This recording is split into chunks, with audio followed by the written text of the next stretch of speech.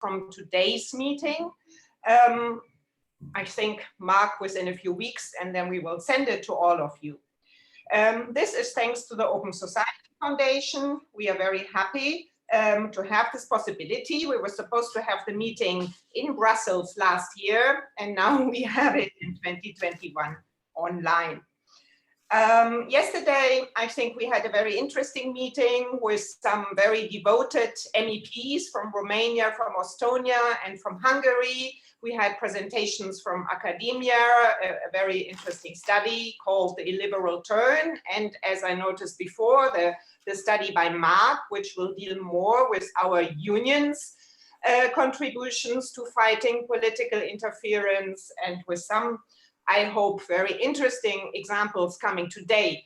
Today, the focus is more on country studies, and the first session will be specifically on our so-called hotspots. It will be on Belarus, on Turkey, and on the Ukraine, followed by a bit more EU and applicant countries, and finished by a session going back to the EU with specific instruments which are offered by the European Union to fight political and other interference. Yeah, we feel the EU has finally understood that this is an amazing challenge for all our democracies and for the future of the European Union. So let me just introduce the distinguished moderator of this first session now. I'm very happy to have Andrei Richter. I hope I pronounce your name rightly. Very German way to pronounce it. Yeah. I cannot do it in Russian. I'm really sorry, but you tell me how to do it rightly. No, that's correct. That's correct. You are the senior advisor at the OSCE Office of the Representative of the Freedom of the Media. We are actually working quite closely with, and we are very honored to have you with us, because you are not only now working practically, but you have a great academic background. You have authored over 250 publications on media law and media policy, including a book on censorship and freedom of the media in post-Soviet Union countries. So if there's anybody who knows it all, it's you, Andrei. You have also been a long-term professor at School of Journalism in Moscow. And last but not least, no, sorry, I think last but not least, that will be last. I give the floor to you now before I continue, but you have even more information in the biography, but I think what I said talks for itself. That's enough, that's enough. Thank you very much, dear Renata. This panel discussion. Thank you very much, dear Renata. Indeed, we are going to talk on a matter which is not so laughing matter as you might seem from the very beginning. It's a serious topic, and we have three serious speakers representing unions of journalists of Turkey, Ukraine, and Belarus. But before we pass to investigation of what's going on with independent journalism in each of these three countries, and try to find out similarities, similar problems, or maybe some best practice. Let me say a few introductory words about why OSCE is involved and what OSCE considers about independent media and political interference in independent media. The organization where I work as a senior advisor is called Organization for Security and Cooperation in Europe. So it's basically a security organization, almost like NATO, but at the same time it is built on several elements of security. And one of them is human dimension. We call it human dimension, which includes political and other freedoms and human rights, as well as democratic institutions. And in order to assist participating states, and we have 57 participating states, meaning all Europe, North America, Central Asia, and Mongolia. In order to assist participating states, the OSCE has established an autonomous institution of the Representative on Freedom of the Media that happened in 1996. So we are going to celebrate an anniversary, 25th anniversary this year. And maybe we have another seminar on this matter with the European Federation of Journalists. The representative is tasked by the organization to monitor, to watch media freedom developments in the participating states, to assist states in drafting and implementing media freedom policy, and to provide early warning in case there are irregularities or problems with media freedom in the region. In addition, the states have adopted a number of mutually agreeable, based on consensus, commitments. The first one is famous all over the world, Helsinki Final Accords of 1975, which also speaks about the rights of journalists. But in addition, there were quite a number of commitments related to independence of the media. And let me just bring to your attention some of them. At the Moscow meeting of the Conference of Security and Cooperation in Europe, at that time it was called Conference on Cooperation and Security in Europe in 1991, the participating states, as we call them, member states of the organization, said that independent media are essential to a free and open society, let me underline it for the sponsors of the event, and accountable systems of government, and are of particular importance in safeguarding human rights and fundamental freedoms. Any restrictions on the right to freedom of expression should be established in accordance with international standards. And that's one of the most important tasks that we have, is to remind about those international standards whenever the restrictions come forward. In Istanbul, and that's another sign of importance of today's discussion with participation of Turkey in Istanbul, the OSCE adopted a Charter for European Security in 1999, which said in particular, we reaffirm the importance of independent media and free flow of information, as well as the public's access to information. We commit ourselves to take all necessary steps. That's exactly what it says. Commit ourselves to take all necessary steps to ensure the basic conditions for free and independent media and unimpeded trans-border and intrastate flow of information, which we consider to be an essential component of any democratic, free, and open society. And last but not least, I mean, these two statements, again, let me underline, they were adopted by consensus, meaning none of the participating states said no or had any reservations to these statements. The last one is very important in the context of why some states discuss situation in other states and whether it is legitimate and admissible. The OSCE has adopted twice already a very important provision among its commitments. The last time it was in Astana in 2010 at the summit of the OSCE, which said, we reaffirm categorically and irrevocably that the commitments undertaken in the field of the human dimension, meaning including also human rights, are matters of direct and legitimate concern to all participating states and do not belong exclusively to the internal affairs of the state concerned. This gives a very important platform for our sort of interference in the human rights situation in the countries of the OSCE. Today we have 3 hotspots. I didn't say hotspots, it was Renata Schroeder who said hotspots on the map of Europe or map of the OSCE. We have Belarus, we have Turkey, and we have Ukraine. And they have very much connected, these 3 countries have very much connected between themselves, many connections and many historical past, which brings them to a very similar situation of from time to time in history.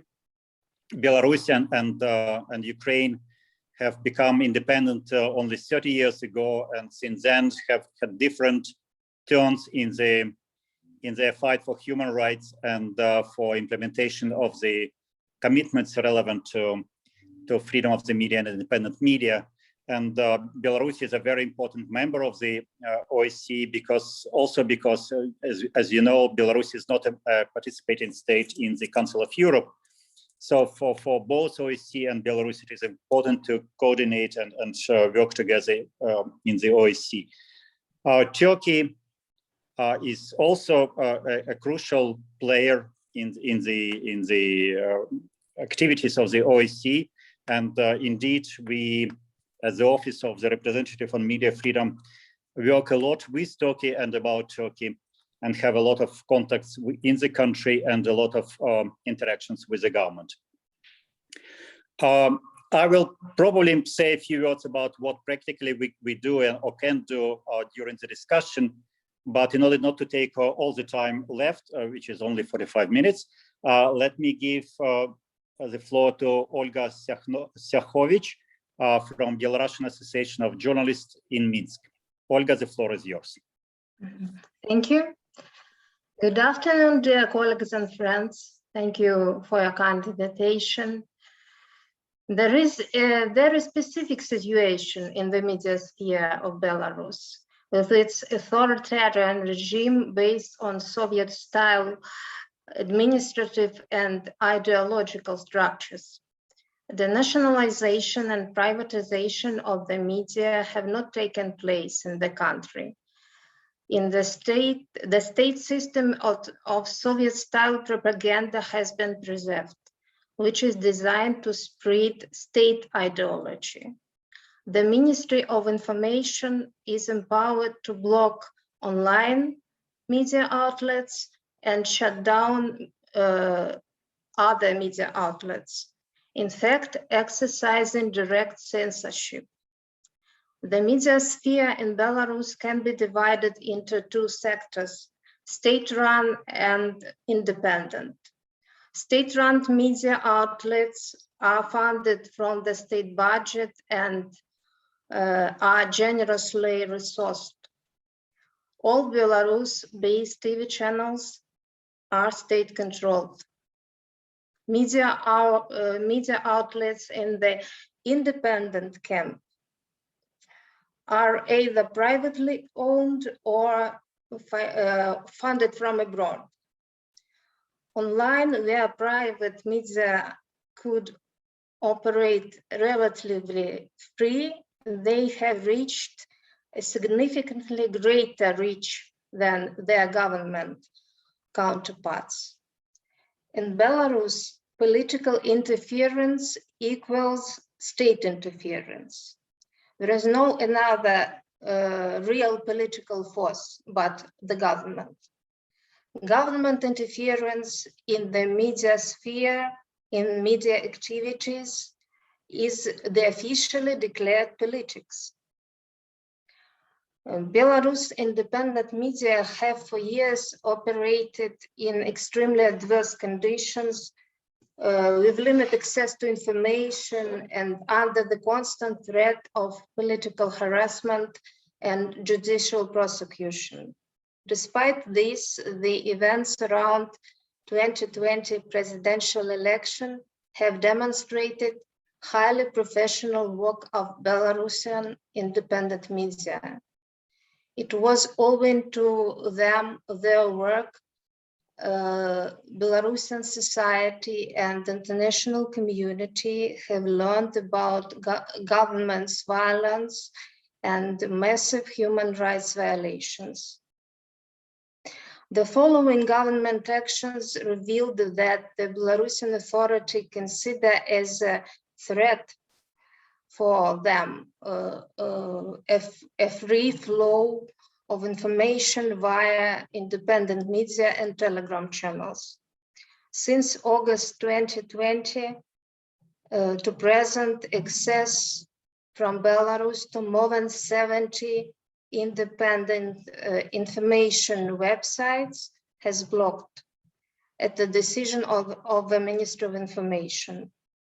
It is obvious that the authorities are trying to silence the independent press, constantly increasing the level of pressure thereby grossly violated their citizens' right to information. In the current official discourse, there is a constant references to the information war against the state. The government answer to this are everyday restrictive, if not repressive, measures in relation to the representatives of the independent press, fines, arrests, raids, prosecutions, and so on. According to the Reporters Without Borders Press Freedom Index, Belarus is the most dangerous country in Europe for media personnel. Right now, 12 our journalists and media workers are being political prisoners, being prosecuted for the exercise of the right to freedom of expression. We must not forget for a moment about these journalists facing lawlessness and inhuman treatment. The government's last response to this was to adopt amendments to the media law and some other laws that made it easier for the state to curb press freedom.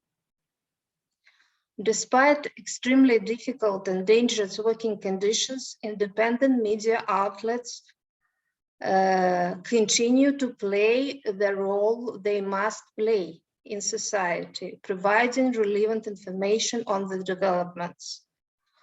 Blocked news websites work through so-called mirror websites, Telegram channels, and social networks. Censored print newspapers are published online.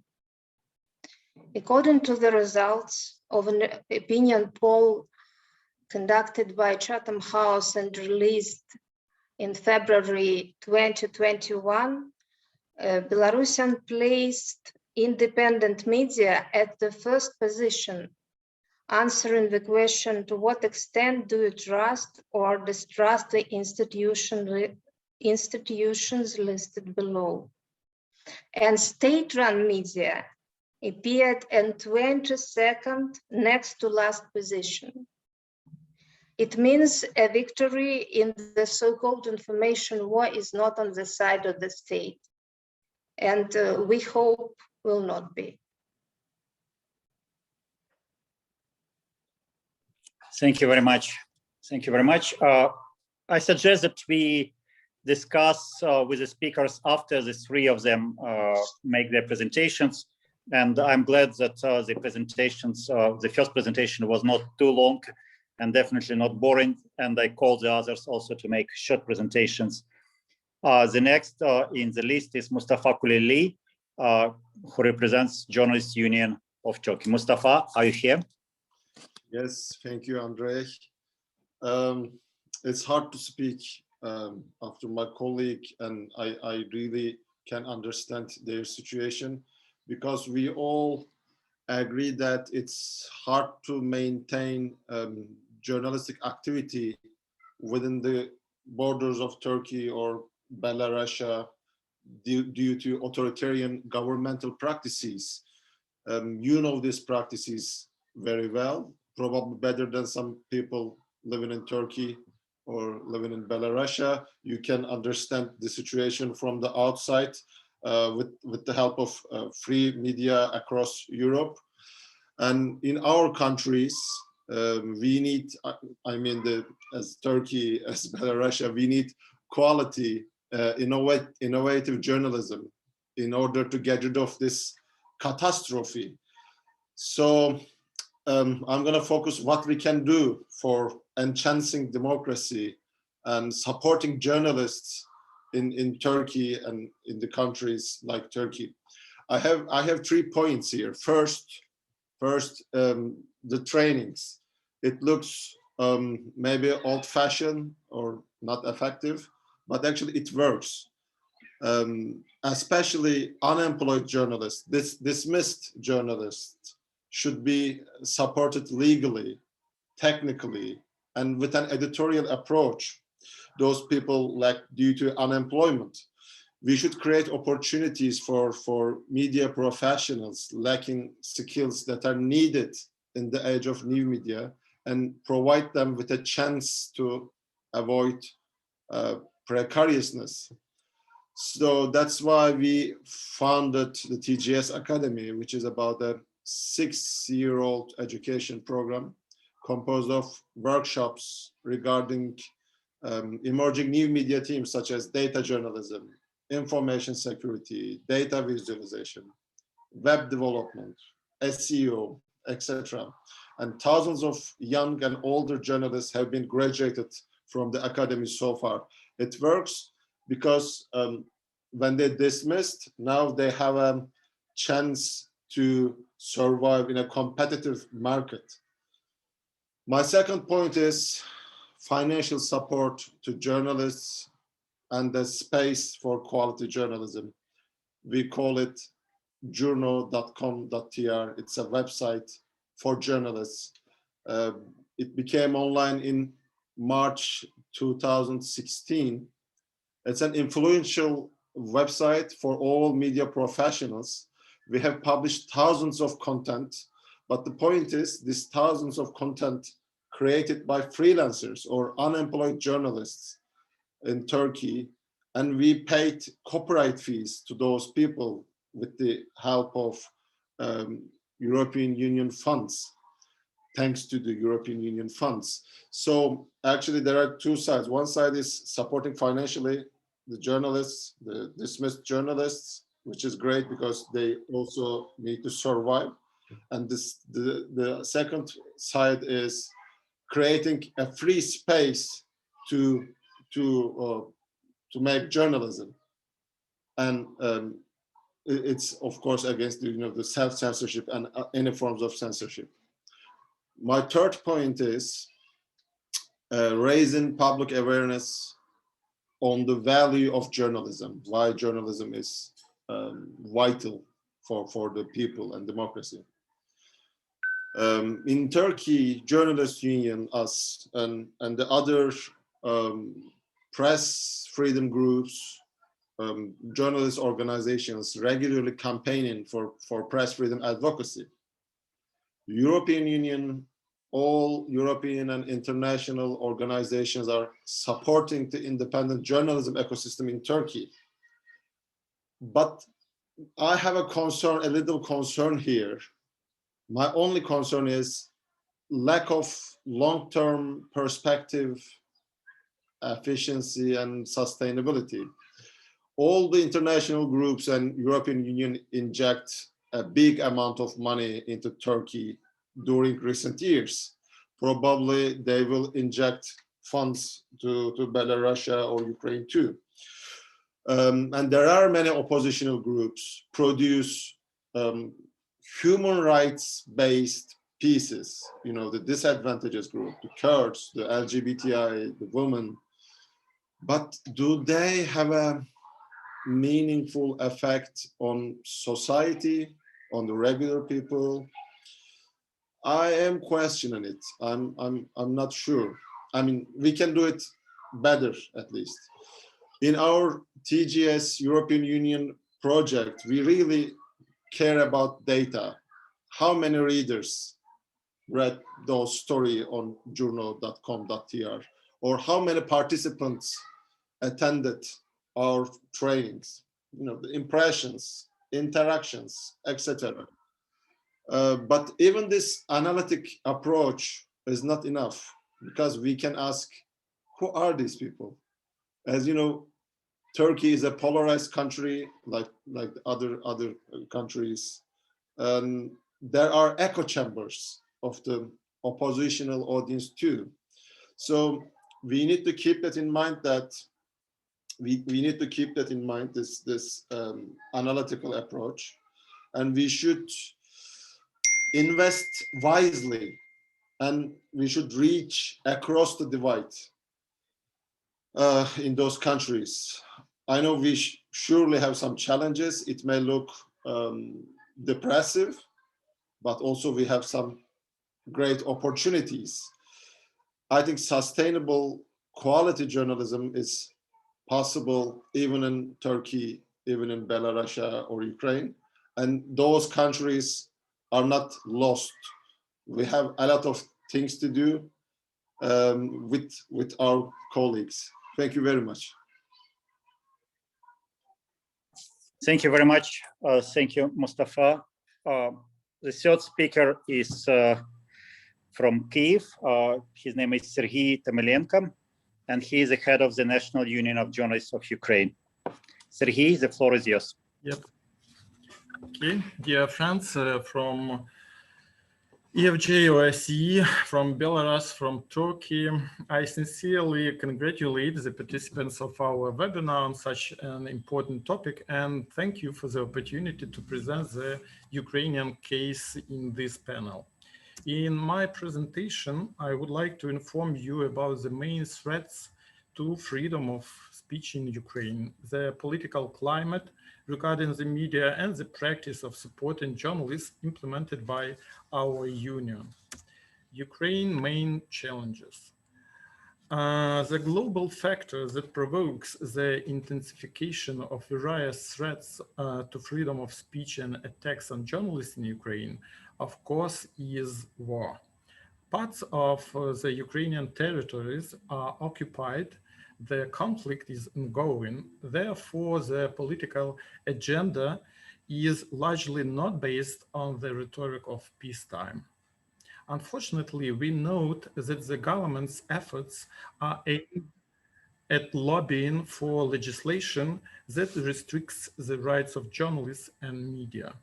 At the same time, Ukrainian society is extremely polarized. Many politicians and members of the media community are constantly searching for bad journalists and encourage online aggression and physical attacks, for example, by radicals. The level of physical aggression against journalists in Ukraine is extremely high. In the first 3 months of 2021, our union recorded 21 cases of the use of force against journalists or incidents of arson. And at the same time, the media in Ukraine are poor, and there is a lack of funds in the media market. As a result, oligarchs and donors have a strong influence on the editorial policy. About legislative threat. Authorities are actively promoting bills that will significantly complicate the work of the media in Ukraine. The draft law on media proposes to include online media and print media in the rigid regulation by the television regulator. At the same time, there are many claims in the society to the state television media regulator regarding its political dependence on the president's office. More than 300 Ukrainian print and online media have condemned the government's media bill. But unfortunately, the authorities don't hear journalists and plan to extend this law through parliament under the slogans of combating fakes, Russian information propaganda, and allegedly the implementation of European standards. Polarization. The media environment in Ukraine today is polarized in political terms. We or our union don't divide journalists according to their views, and we protect everyone. We call for solidarity. This is in line with European practice and standards. But instead, some media NGOs, which are supported by European, by Western governments, seek to divide media into bad and good, patriotic and non-patriotic, labeled pro-Russian. Among them is the media NGO Detector Media, which deliberately discredits the union and many Ukrainian journalists, and thus encourages attacks by politicians and radicals. In fact, their motto is that defenders of freedom of speech and the rights of journalists are bad patriots. And another case about polarization is about Dom TV channel. Our Ukrainian president initiated the work of a specialized state TV channel Dom to form a positive position to the reintegration of Ukrainian citizens on both sides of the line of conflict. At the same time, according to the Dom editor-in-chief Alexei Matsuka, the TV channel is under attack in order to discredit the political and diplomatic way of resolving the conflict, to divert attention from the role of the media in the post-conflict settlement. Moreover, the aggressive hatred towards the media and its employees is realized by groups that characterize themselves as patriotic and pro-Russian politicians. The economic situation for many media is in crisis in Ukraine. Leading national TV channels are owned by oligarchs and local media are poor. On this slide, you can see the results of recent research, which was attended by 244 newspapers editors. During the pandemic, 10% of newspapers in Ukraine closed, and there was a massive reduction in staff and salaries. But what we do and what about our actions? The first optimistic is an information campaign. Journalists are important, especially because of the pandemic, drawing attention to the key role of the journalistic profession. We are creating a favorable background in society for lobbying government support for the media, and even billboards with a slogan are placed in Kyiv. The second action is campaign against the draft law on media, addressed to the president and parliament through collective letters, up to 300 signatures. And the latest data, 85% of newspaper editors against this law. Fight against the impunity. Annual public reports on the leadership of the Ministry of Interior and the National Police. And we provide jointly with National Police special hotline for operative response to cases of obstruction of journalistic activity. And very important campaign for economic support of media. Priority for the Union is assistance to local media. A special anti-crisis plan has been developed and discussed in March at a meeting with 200 newspaper editors and officials from the government and the parliament. Local media are the real engines of the fight against misinformation, disinformation, and fakes. And we support for professional standards through support for the efforts of the Commission of Journalistic Ethics.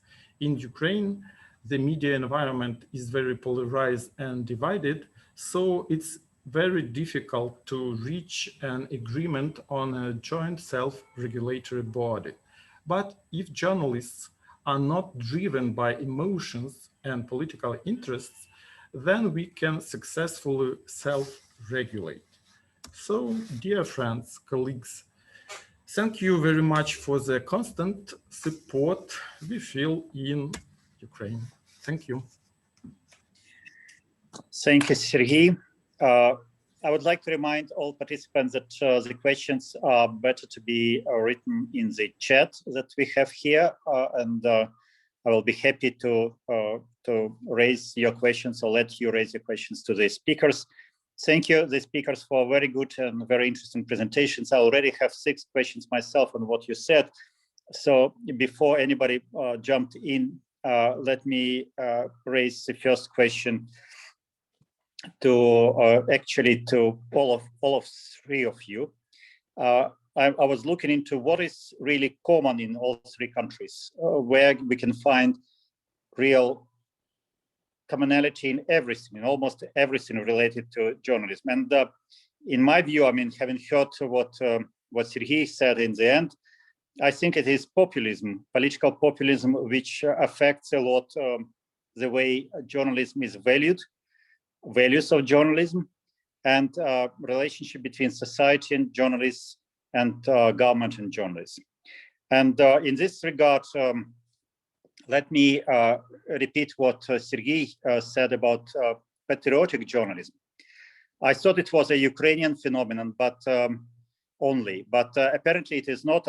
Just recently I read a wonderful research on patriotic journalism in Spain, where Madrid's major daily El País was covering Catalan independence referendum and related events from the standpoint of patriotic journalism. So apparently there are a lot of examples of patriotic journalism in Europe, and the author quite persuasively underlined and proved that patriotic journalism is very bad for values of journalism. And first of all, the first value of journalism to seek truth.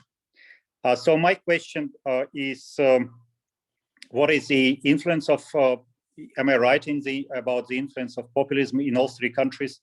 And whether you have patriotic journalism, aside from Sergiy, which made a special point on this, whether you have patriotic journalism and whether this journalism makes any influence on media sphere in Turkey and Belarus as well. Thank you. Whoever wants to start, please start.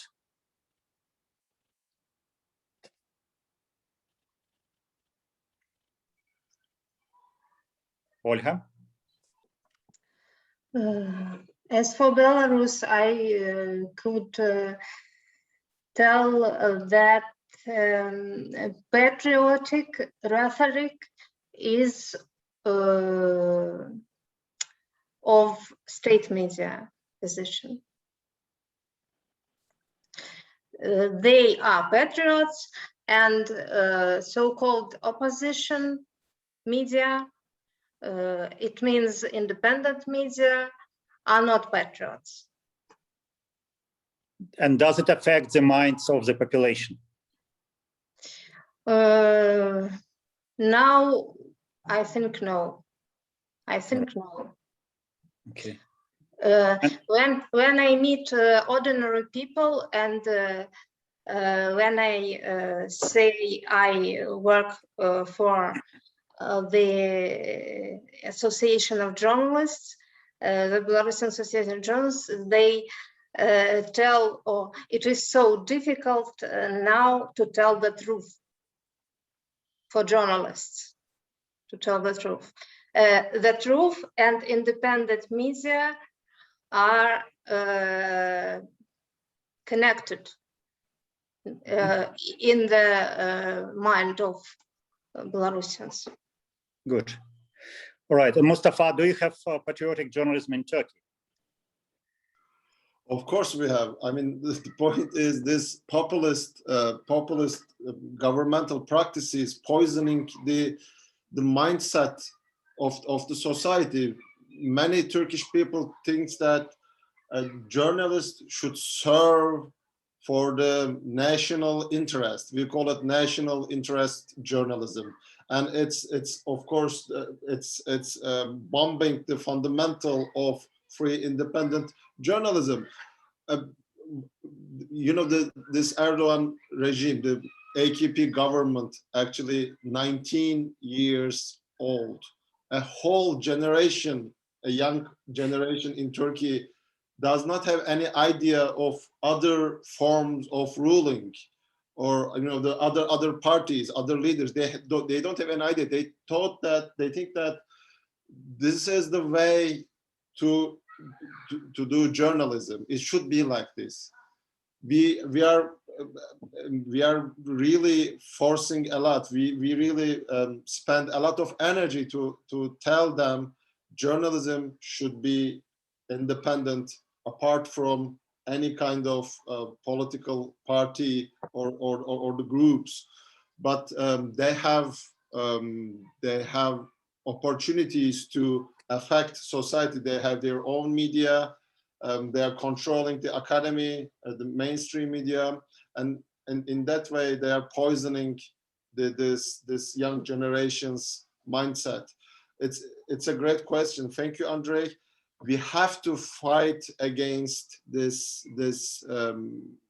wrong idea. Journalists should not be should not take care of the national interest. We have to underline it again and again. Thank you, Mustafa. I think it will be a very professional talk if the unions of journalists and with the help of EFJ or whatever other organization could really discuss it, because I understand you don't have to be ashamed of it in the sense that it exists in many countries of Europe, and therefore it's a common problem in a way, and probably at least raising public awareness that journalism and patriotic journalism are different things, and they should be distinguished is quite important, and the standards are different in this sense. One other thing which I mentioned, which I saw in the presentation of Volha, is the role of the Ministry of Information. And Belarus is not the only country in Europe which has Ministry of Information. I believe that Ukraine still has this ministry, if I'm not wrong, Sergiy. And maybe you can speak a little bit about the role of this ministry and whether it is, I mean, because usually these ministries are established with at least words about how important and helpful they are to promote media system in the countries. Are they really helpful, and are they bringing harm? And if yes or no, why? Sergiy, please, will you comment on this? Okay. Dear colleagues, yes, we have special ministry, but it's not Ministry of Information, but a Ministry of Culture and Information and Informational Policy. And as we see, this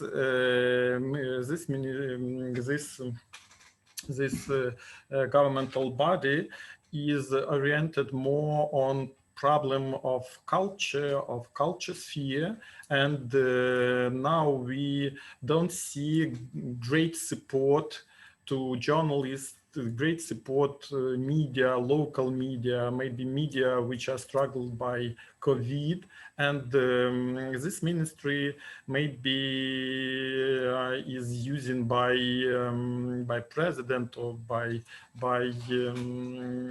authorities as governmental body to initiate some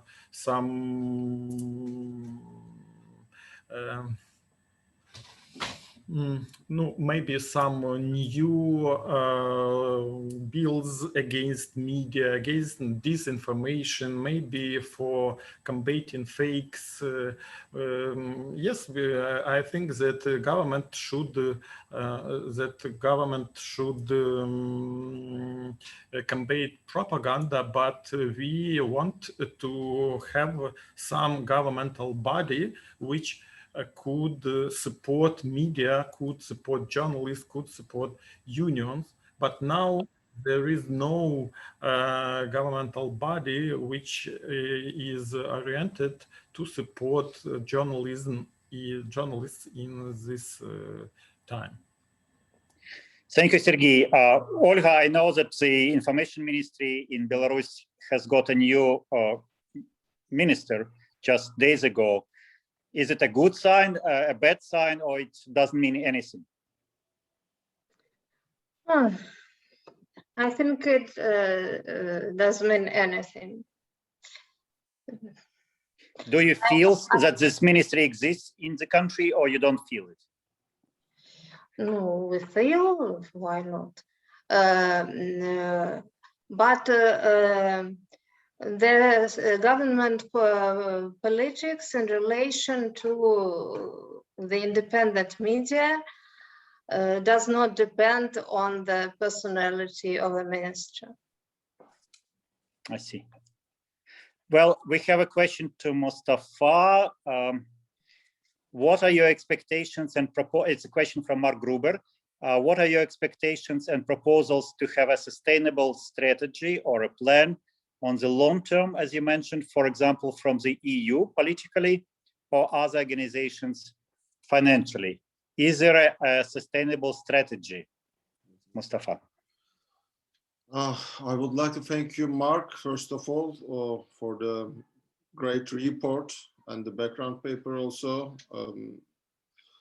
It's a complicated question, and we have a limited time, but I should say that, of course, all the international organizations, including the European Union, has an interest to support human rights-based journalism, but sometimes the line between activism and professional journalism is, sometimes people are mixing it. I think it's a problem. Of course, as a political organization, EU wants to support oppositional media outlets, but we are not political groups, or we are not political activists. We are journalists. Doing just proper journalism is enough to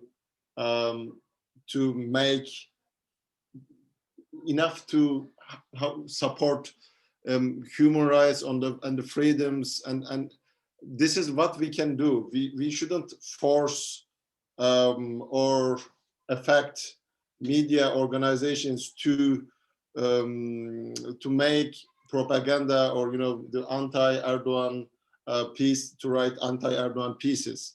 So I suggest only supporting proper quality professional journalism. It's fair enough to fight with Erdogan, but the intention shouldn't be the fight with Erdogan. I'm not sure. Can I answer your question, Mark? Yes, if I may, Andrei, can I just react to that? Yeah, I mean, actually, your answer shows a common point between all these three challenging countries, as the agenda says, because you are in front of populist or so to say, even dictatorialist regimes, and they consider that whoever is not with them is against them, and it's very difficult to understand that you can be just independent and, as you say, quality journalist without being an opposition activist. And this is something maybe where organizations like EFJ or the European Commission have to draw a line and to make sure that they defend independence and not opposition. That's why I was asking also. But it's a common point with Ukraine in a certain extent, because it's a country heavily politicized, and obviously Belarus, where obviously whoever is not behind Lukashenko is against him or in jail. Well, my point is, it's hard to stay independent and professional in a war, in a polarized country. This is the hard one. Being an activist, or using journalism as a tool to fight with the dictator, or using journalism as a political weapon, is the easy one, because the authoritarian regime or the dictator is forcing you to take a part. I mean, that's the way the authoritarian leaders like. Again, it's hard to be an independent professional journalist, and that's why we should support this. Thank you. Thank you very much, Mustafa. Since Mark mentioned the word jail, I cannot avoid but ask both you and Volha about journalists imprisoned in your countries. Is there professional solidarity? Is there enough professional solidarity? Are there practical ways through, I don't know, lawyers or international calls to stop this terrible practice, which in Turkey is quite long, almost tradition now. In Belarus, it's more new thing, but seems to be quite well established. So please comment on this. Mustafa, if you want to begin, or Olga, whoever has thoughts about it. Actually, the number of jailed journalists are 43 right now in Turkey, but of course we can't see them as numbers. All of them are individuals and they have families. Actually producing personal individual solidarity is precious. I count it as a psychological support, actually. So if you want to write a letter, a postcard, we can help all of our colleagues to post it, because all the addresses are changing month to month because they are transferring the journalists to other prisons. So, but if you want to write, we can help.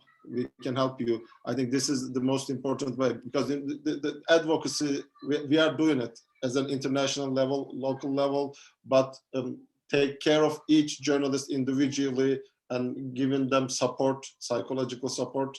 It's more important, I think. Olga. We, of course, do all we can to take efforts to help our journalists imprisoned. On international level, basically because there is no effective domestic remedy for this in Belarus now. As for international journalistic solidarity, I would like to tell that the weapon of journalists is information. Please use your opportunities to inform your governments, your political parties, your peoples, and someone else about the situation of Belarusian journalists imprisoned for their for their reporting, for their independent position. As for governments, I would like to propose apply the recommendations made by OSCE reporter Professor Benedek in its report on the Moscow mechanism. It contains recommendations for different structures, European and international structures that could be advised. Thank you very much. We are running out of time, and I'm so happy that Sergiy takes effort to reply personally in the chat to the questions raised to him.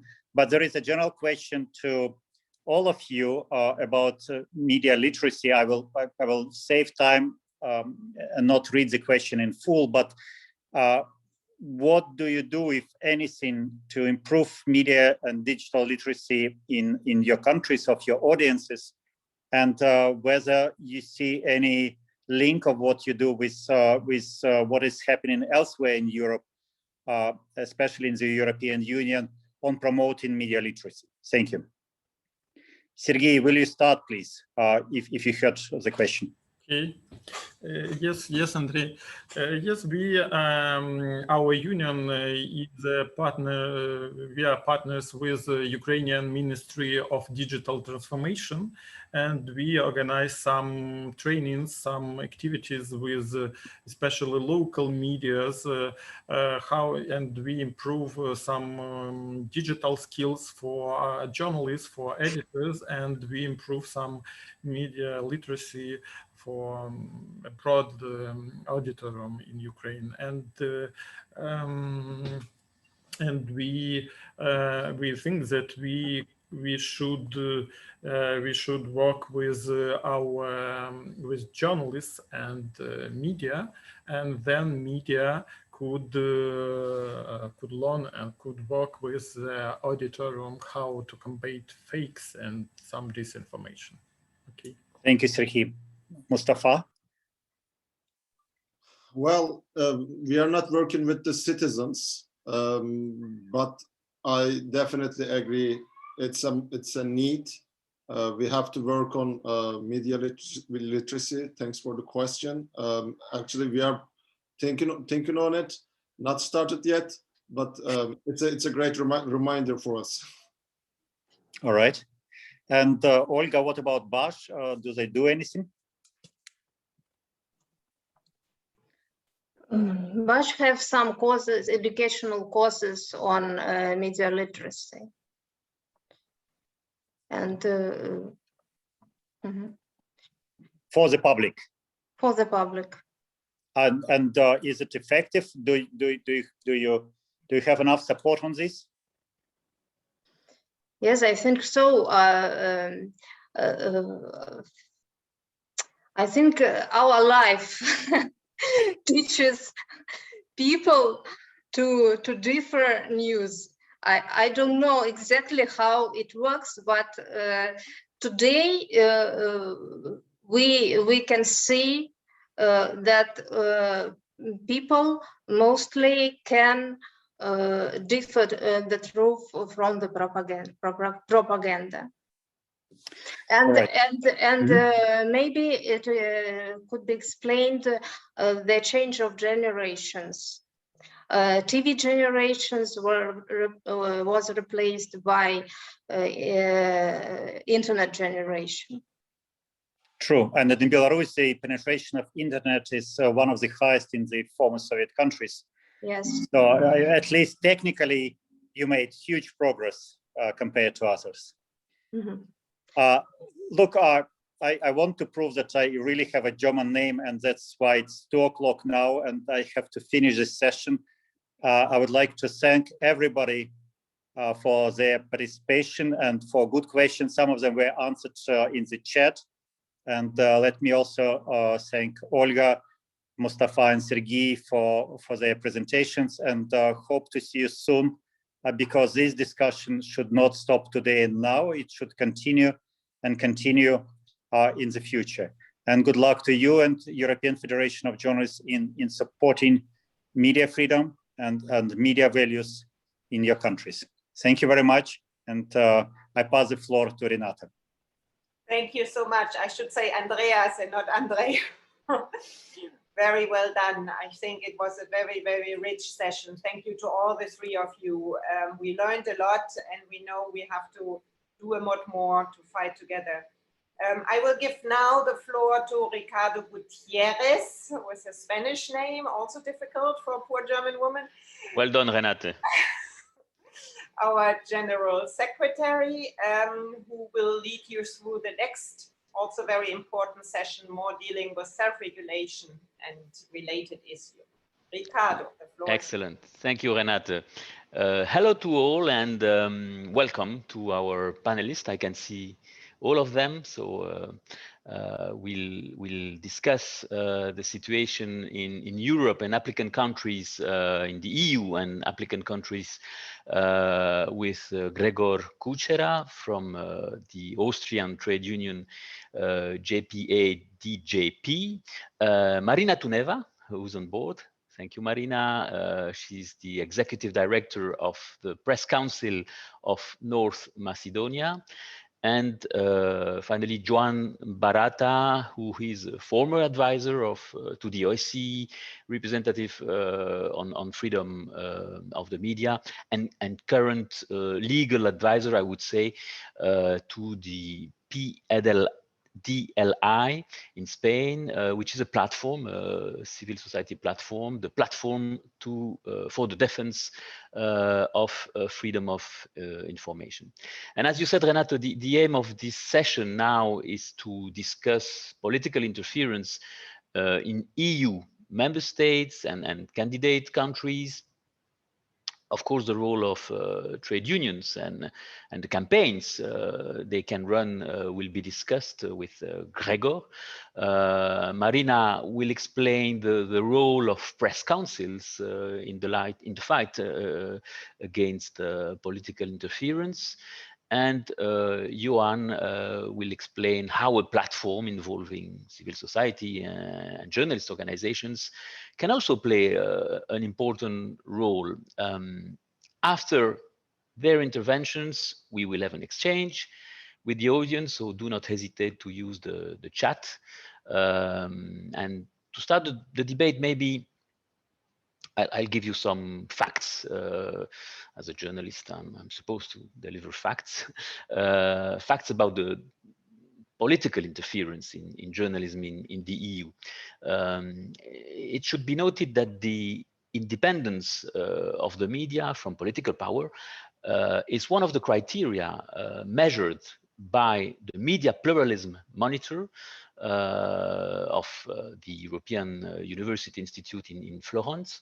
And if we look at the latest report, at the latest results, we can see that almost 10 EU member states or candidates for accession are considered to be at high risk. That's the case. It means that in those countries, there is no independence, no real independence of media, of the media from political power. The worst situation, according to the Media Pluralism Monitor, is Malta, where the media are almost directly controlled by the political parties. And then after Malta, we have Slovenia, Romania, Hungary, Poland, Albania, Turkey, Cyprus, and Lithuania. So these countries are thus objectively recognized as deficient in media independence. But this does not mean that there are no problems in the other states. And that is why we have chosen to examine the situation in Austria, northern Macedonia and Spain. So we start with Austria.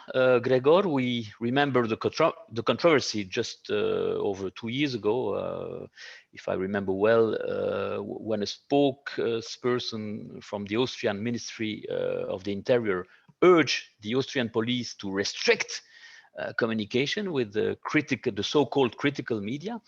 More recently, we see the difficulties in convincing the political authorities to ensure the financial survival, but also the independence of the country's oldest daily newspaper, the Wiener Zeitung.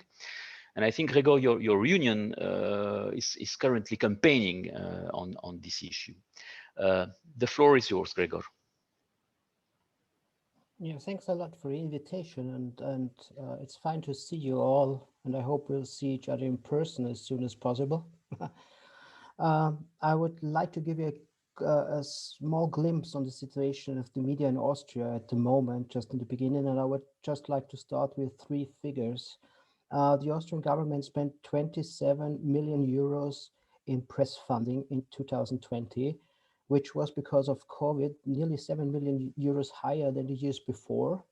But it was just a pandemic extra funding. A lot of the money went into, let's say, media outlets that are not well known for supporting workers' rights or collective bargaining or criticism of the government.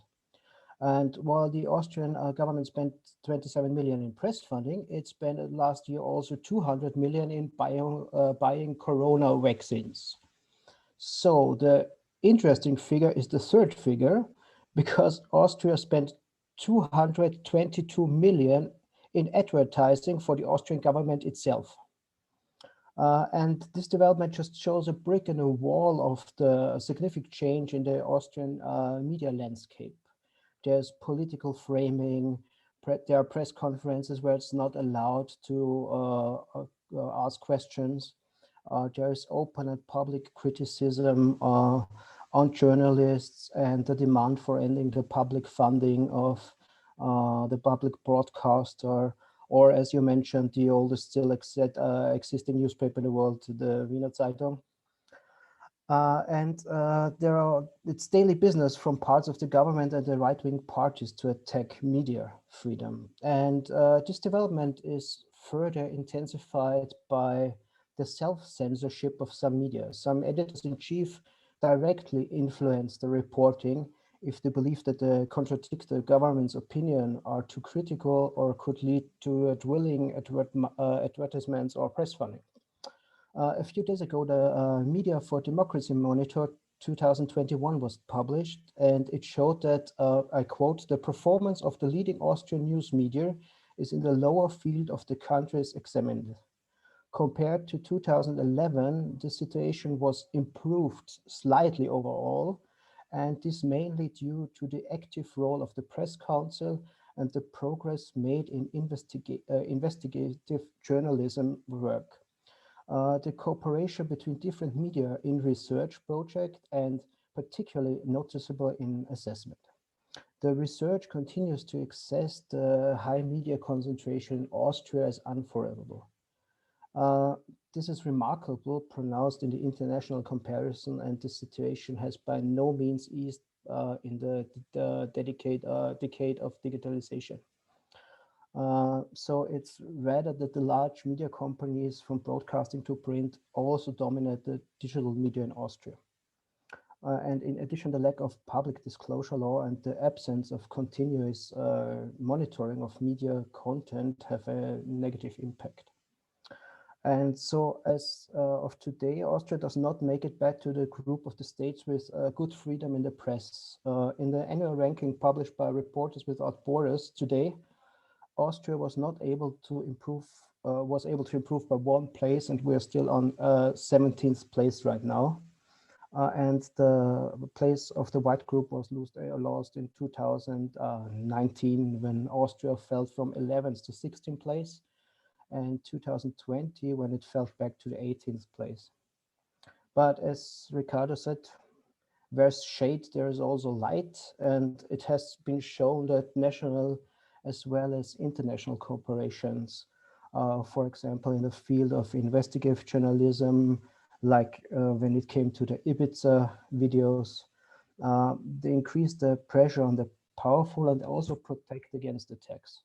So it's solidarity, transparency, campaigns in social networks, and broad cooperation and support from media companies, nationally, but also internationally, and also through trade unions and interest groups can bring enormous success. And I'm happy to answer your questions if desired on special campaigns or to give you a deeper insight into the actions that we take in Austria to prevent the political interference.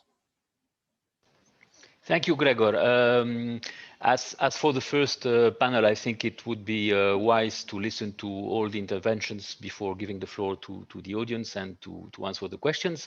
Let's now turn to North Macedonia with Marina Tuneva in the Balkans, a country where journalists used to face violence, physical violence, but also a country where the authorities do not always facilitate the work of journalists.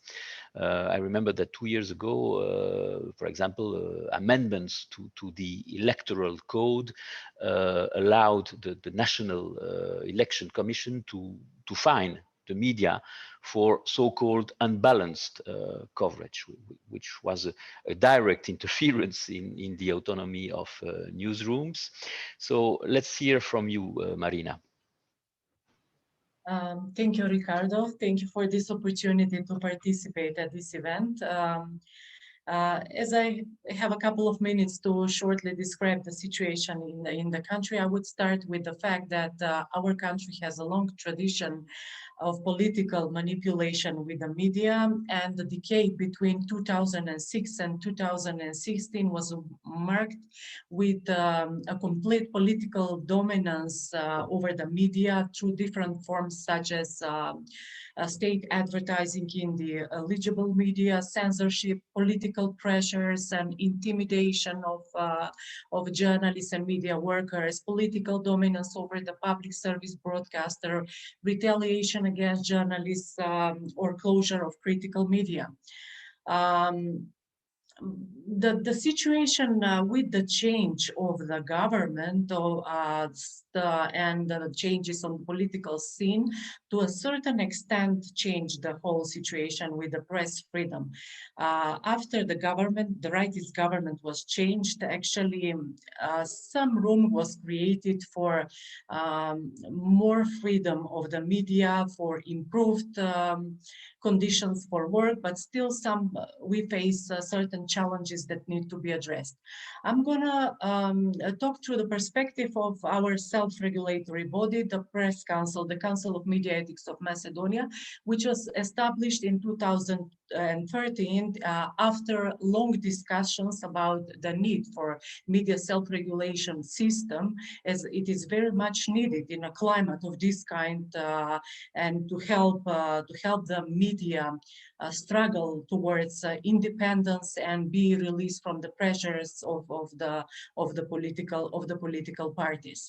It was considered, the establishment of the organization was considered as a positive step forward by journalists and media in their responsibility to, in their willingness to face responsibility about their work.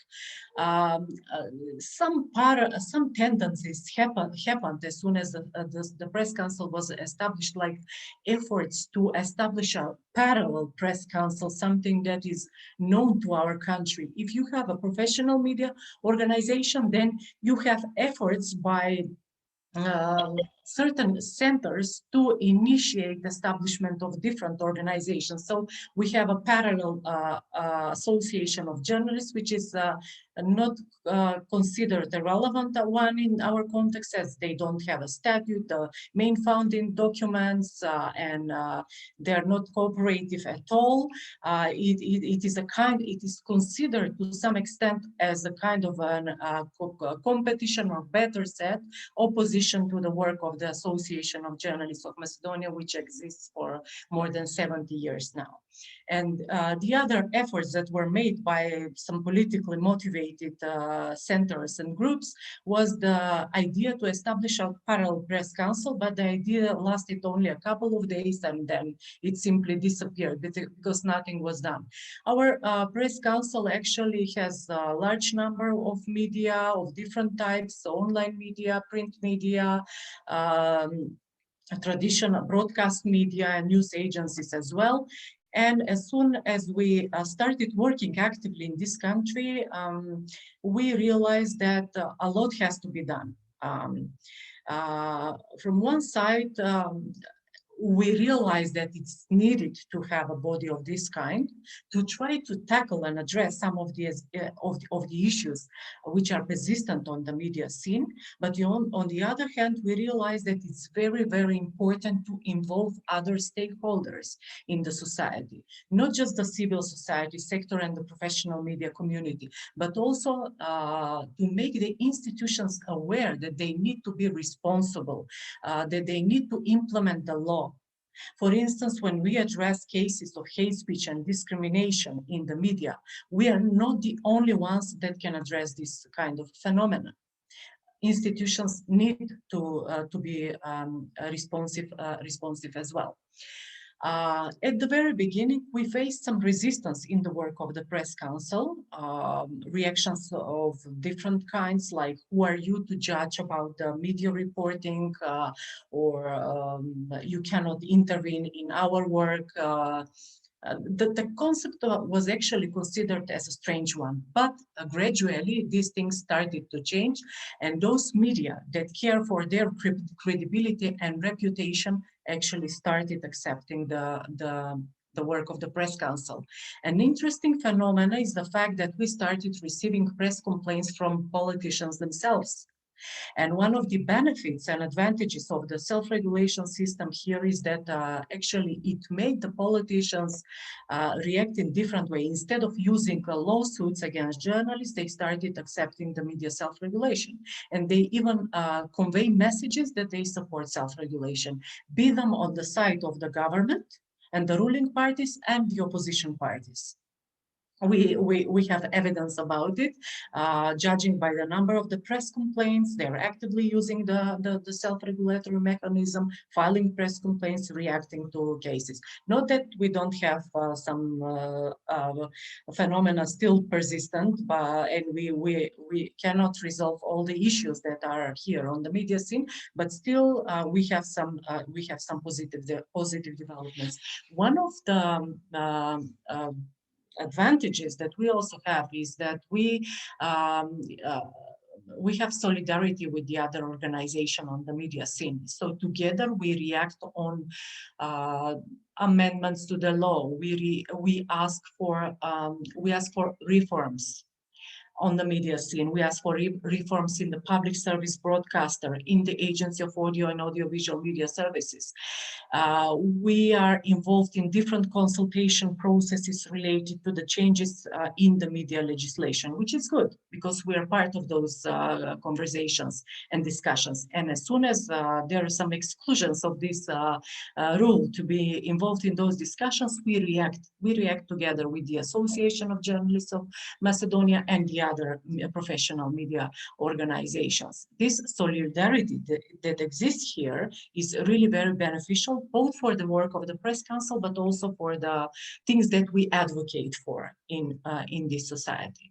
So I'm going to stop here because I guess there will be questions later on about the work, but these are the developments in our country. So changes have been made. We managed to change the climate in relation to press freedom, but still a lot has to be done, to be honest, at the end of this introductory part. Thank you, Ricardo.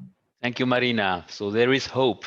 Finally, we go to Southern Europe, to Spain, where, as I said, a citizens platform, the platform for the defense of freedom of information, which brings together civil society organizations as well as journalist organizations, unions, journalist unions.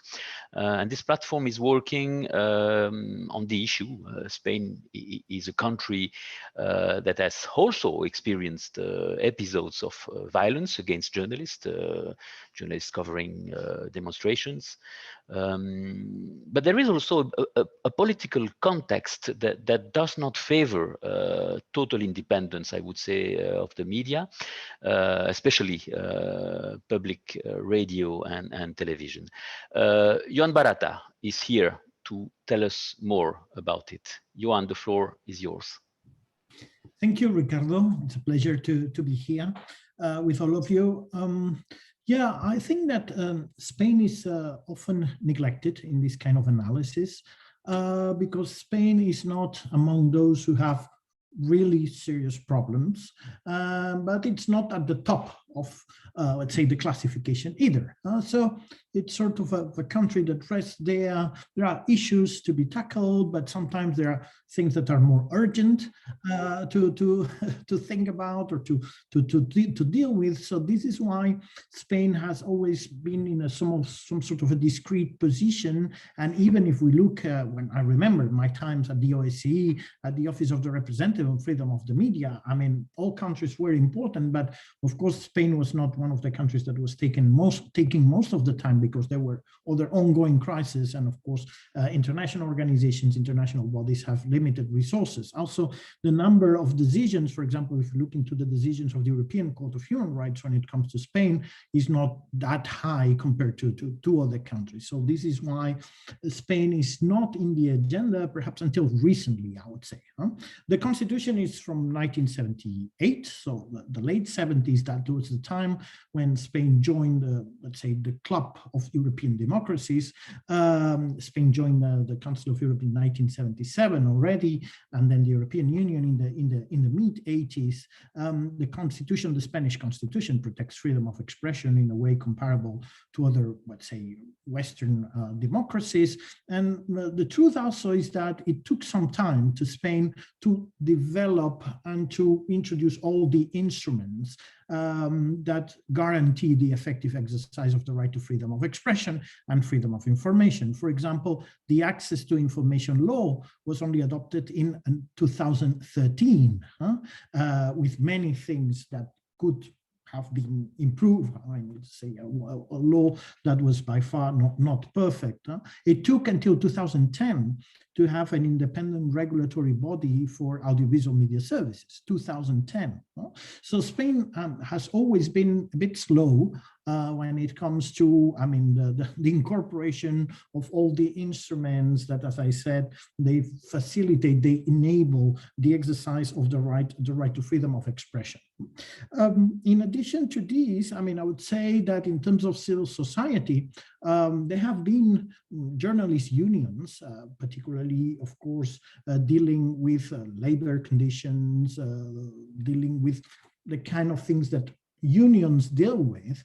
But until, let's say, 5 years ago, we didn't have in Spain any civil society organization dealing with freedom of expression. Of course, we had other, particularly international organizations, human rights organizations that were pointing at problems in Spain, but not an organization like the one where I devote to what I devote some time only, which is the Platform for the Defense of Freedom of Information that was created in 2015 in order to go beyond the traditional work of unions and have a platform to kind of negotiate with the government, put pressure, and raise red flags whenever something could happen. And the truth also is that with the economic crisis and perhaps other factors, starting in 2015, different laws were introduced, and even we could also one could also detect some change in the way judges were taking decisions in the field of freedom of expression that in a way anticipated the current wave of restrictions that are very much concerning, I would say, at this point. First of all, we can talk about a law called Law on Public Safety. That was an administrative law, let's say, that gave the police important powers in order to restrict, to curtail the work of journalists, particularly when covering demonstrations. And I would say that, I mean, demonstrations and kind of popular movements were started to be very common in Spain after 2010. So that was a law basically aiming at taking back control of the streets.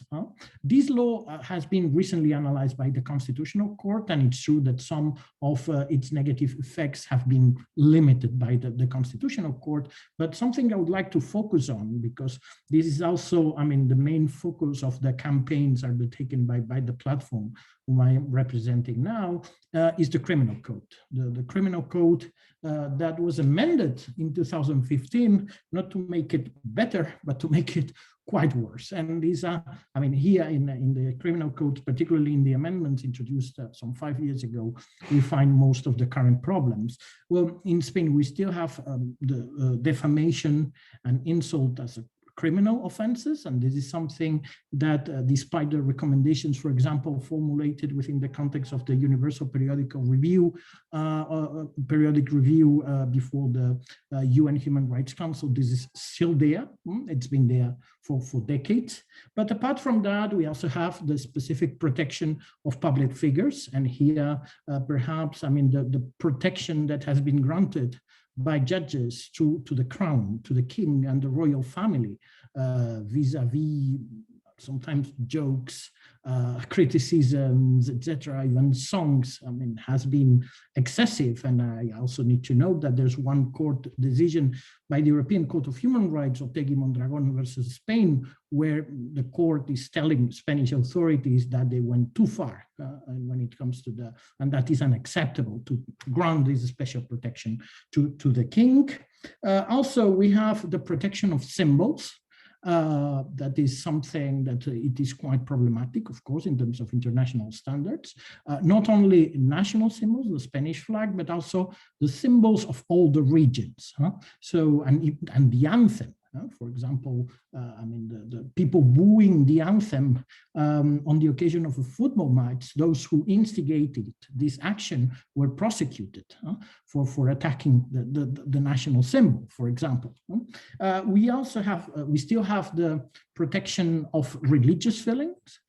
So I mean, offending the religious feelings is still a crime in Spain, and there have been problematic judicial decisions in this field.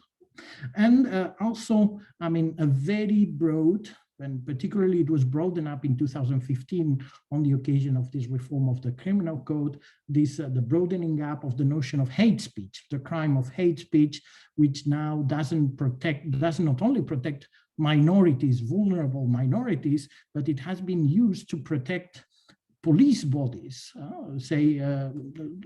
because in some cases people have been prosecuted for committing hate speech crimes or for hate speech against the police, something that sounds completely crazy, for example. And also when it comes to terrorism, the way the notion of incitement has been broadened up and has been expanded, has permitted the courts to really criminalize, to charge people for disseminating messages that didn't have the intention to incite and didn't have the effect of creating a danger either. And here we see the very famous cases of singers, people tweeting, etc., etc. So, which is something that has had an impact on the public opinion and has triggered very interesting political debates, because I think that judges have been very sensitive vis-a-vis discourses disseminated via non-official media, which is Twitter, which is, social media, and also via songs or other kind of artistic performances. I need to say also that judges were not necessarily bound to the law when it comes to these decisions. I think that more, let's say, flexible decisions were possible within the context of the law, but I don't think that judges in Spain are particularly sensitive or particularly aware of the fact that national law needs to be interpreted according to international standards. So I think that we also having a problem of, let's say, we need to better train our judges in order to understand the importance of the right to freedom of expression and the importance of incorporating these rights. I think that the role of entities like the platform that you also mentioned is important in this sense, in order to introduce into the public debate this kind of matters. And as a matter of fact, as a consequence of, the big controversy deriving from the arrest and imprisonment of one singer who was accused of insulting the king and also of inciting terrorism, that triggered the political debate, and the government has announced a reform of the criminal code. But we are cautious because, this announcement was made a few weeks ago in the middle of an election campaign when the issue was a really hot issue within the public debate. Now that everything is over, the campaign, the case, everything, nobody talks about it. And the Ministry of Justice just made a press release saying that the criminal code will change. Nothing, we have seen nothing since then. So we start to be a little bit suspicious. Perhaps that was a PR thing more than anything else, or they still don't know what to do exactly. So I think that the situation in Spain is to be followed, I believe, beyond, let's say, Spanish civil society, because I think that there are trends that can also be followed by other countries and which are not positive. And but in any case, I think that it is very important, both from civil society organizations in Spain and civil society organizations in Europe, not to forget about Spain and to continue putting pressure on authorities. Thank you very much. Thank you, Joan. Thank you for pointing out the importance of the legal framework, I would say, regarding freedom of expression. And as you said, it's not just about journalists. Citizens are also victims of that kind of restrictions, including, as you said, singers and things like that. I already have one question about press councils, but before coming to these questions, I would like the three of you to comment on because you mentioned the importance as well, Gregor and Marina, the importance of public funding and the risk of misuse of public funding. And I would like to comment on maybe a kind of paradox. We used to say at the European Federation of Journalists that journalism is a public good. So in that sense, it's normal for media outlets to benefit from public funding. Now, as you mentioned, Gregor and Marina, public funding can be misused by politicians to put pressure on journalists, on media outlets. So how to solve that question? How to, we had a strong debate with colleagues in Switzerland. I mean, journalist organizations in Switzerland, they were not convinced. There was an internal debate about the fact, should we ask in this COVID context with many media outlets needing public funding to survive. But at the same time, we are a bit concerned if we ask for money to states, then maybe we will pay it by losing independence. So Gregor, Marina, Joan, how to solve that paradox? Is it possible for the media to work with public funding? Do we need it? I'm not talking just about public media, but also private media benefiting from public funding schemes.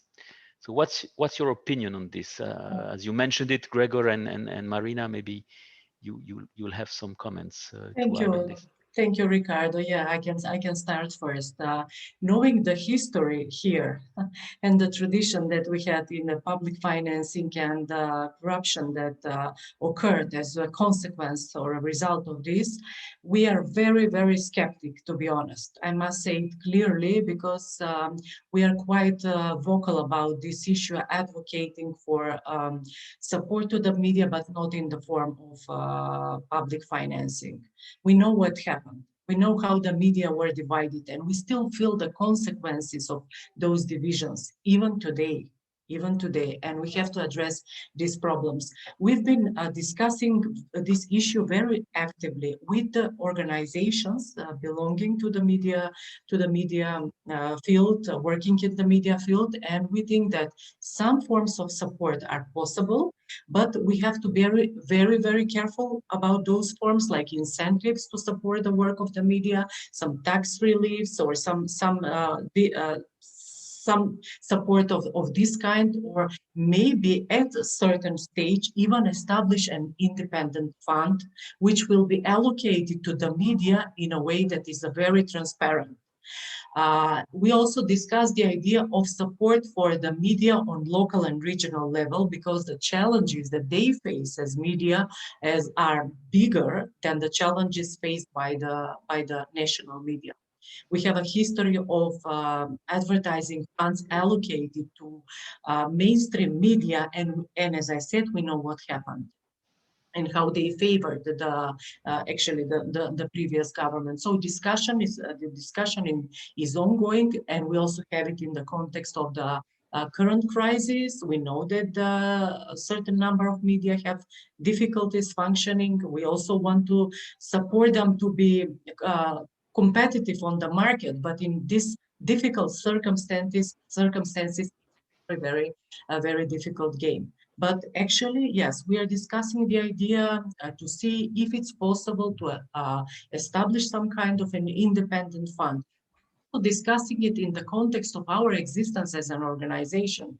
In most of the countries where press councils exist, they are supported either by the industry or in certain cases by the state or some independent funds. But those are countries with a long history of democracy, and we know that those problems that can occur here are impossible there. For instance, Austria has an independent fund that I know of, and it's awarded on an annual level, like 1,000 to 120,000 euro per year. I'm not quite sure about the amount. And this is how they work. So they don't have difficulties working as an organization. In our case, it's an extremely difficult game. We have to fundraise, we have to work on processing press complaints, and but and do different sets of activities, but we want to avoid being financed by the government. We even have discussions for support, for establishment of a fund with support by the parliament and the government. But we want to be to have this safe distance from those initiatives, at least for the time being. So this would be my reply. Yes, we can research different options, existing ones that we and try to find a model which will best suit the specifics of our country. Gregor, in Austria, you are fighting now to save the Wiener Gazette, the Wiener Zeitung, and this daily newspaper is totally funded by the public, if I not mistaken. At first, thanks. At first, thanks for the support of the European Union, of the European Federation of Journalists, and your personal support in this topic. And yes, indeed, but it's public funded because it belongs to the public. So it's a twist in itself, because it's as I mentioned, the oldest still existing newspaper in the world, first published in 1703, and it belongs to the people of Austria. That's one interesting part, and it's financed by the necessary, it's called Pflichtveröffentlichung. I don't know the English word at the moment. Renate, do you know what it is? It's as a company, you have to make transparency about your finances and the bosses, and all that's printed in the so-called Amtsblatt. And this Amtsblatt is financing the newspaper. So that's why it's a form of public funding. But the interesting part is that from the Press Council and from all the other funding institutions, it's normally necessary that they are independent, of course, and therefore you need a person in the chair who is not in a media that is funded by public fundings. So therefore, there always have to be someone of the Austrian press agency upper or from the Wiener Zeitung, because they don't get a special money from the press funding in Austria. And so with the end of the Wiener Zeitung, there would also be a gap in the chairs of those foundations and in the councils, which will have an impact, of course, because then you have to change the statutes, and then you have to rethink how to fund media. Yeah, Joan, Joan, how do you perceive public funding of the media and private media? Is it possible to do it in a transparent and fair way? Well, I mean, basically, I mean, as you said, I mean, the basic precondition for a public funding scheme is that, I mean, it is provided on the basis of objective, non-discriminatory, transparent criteria. And in order to achieve that, you need, first of all, to have very clear rules in place and have an independent, some sort of an independent body that really guarantees that these rules are respected. We need to take into account that apart from direct funds of funding, I mean, one way or another, it's important also to deal with indirect funds, indirect mechanisms, like, for example, advertisement. Paid advertisement that is paid by public authorities, which is used as a mechanism to fund also media outlets and to kind of have some sort of influence on the editorial, let's say, line, orientation of these media outlets. So I think that, I mean, this is a problem that requires a comprehensive approach, because besides, I mean, direct mechanisms, there are also indirect mechanisms that can also be used to circumvent the rules established, you know, when it comes to granting funds directly. So in that case, there is also an economic interest, not only a political one, of course. Yeah. I would like to share with you a comment from Mogens Blischer-Bjerregaard, our president of EFJ, related to what you said, Joan, about the need to train judges. He tells us that UNESCO has trained 1,000 judges in Africa on the role of journalism and on journalist safety as well. So that's indeed an example. Maybe we should train judges in Europe as well. I think that 1,000 in Africa, but more than 10,000 in Latin America with a Spanish version. And as I can tell you that I am working on a new version of the toolkit in English for the rest of the world, and we are trying to, and we'll try to implement it. So there are, I mean, trainings, that's true. There are also trainings for regulators, for example, also provided by UNESCO. Problem is that in some cases you need to convince judicial authorities that judges need to be trained. For example, when it comes to Spain, I see that there's some degree of openness when it comes to the Judicial Academy, where, let's say, young judges are trained. But when it comes to senior judges, Supreme Court judges, etc., it is a little bit more complicated to knock on the door and say, look, now I'm going to train you on legal matters. I mean, that is something that is a little bit more complicated. But I think that, I mean, it is important to train also judges in Western Europe and, I mean, parts of the world where it is perhaps assumed that judges know about international standards, but it is not the case. So I mean, these training initiatives are very important anywhere in the world. Thank you, Joan. Marina, I have 2 questions for you from Christofides, who is a member of the Cyprus Press Council. Questions about self-regulation and press councils. The first one, what can a press council do if the self-regulation is not sufficiently working and journalists and media continue to violate the code? And the second question, what can a member of a press council do if he or she feels that the press council itself is under the influence of the government? So the lack of independence of press councils, how to react to these 2 situations, Marina? Yeah, thank you, Christos, for these questions. As for the first one, it's been quite challenging in our case as well. Even though we have an increasing number of members accepting self-regulation, mediation process, publishing adjudications of the press council, still we have a group of certain media that avoid self-regulation, resistant to self-regulation, actually resistant to all standards of the profession. So what we try to do is to come up with certain initiatives to make a kind of a distinction between the professional and credible media versus the media that oppose the standards.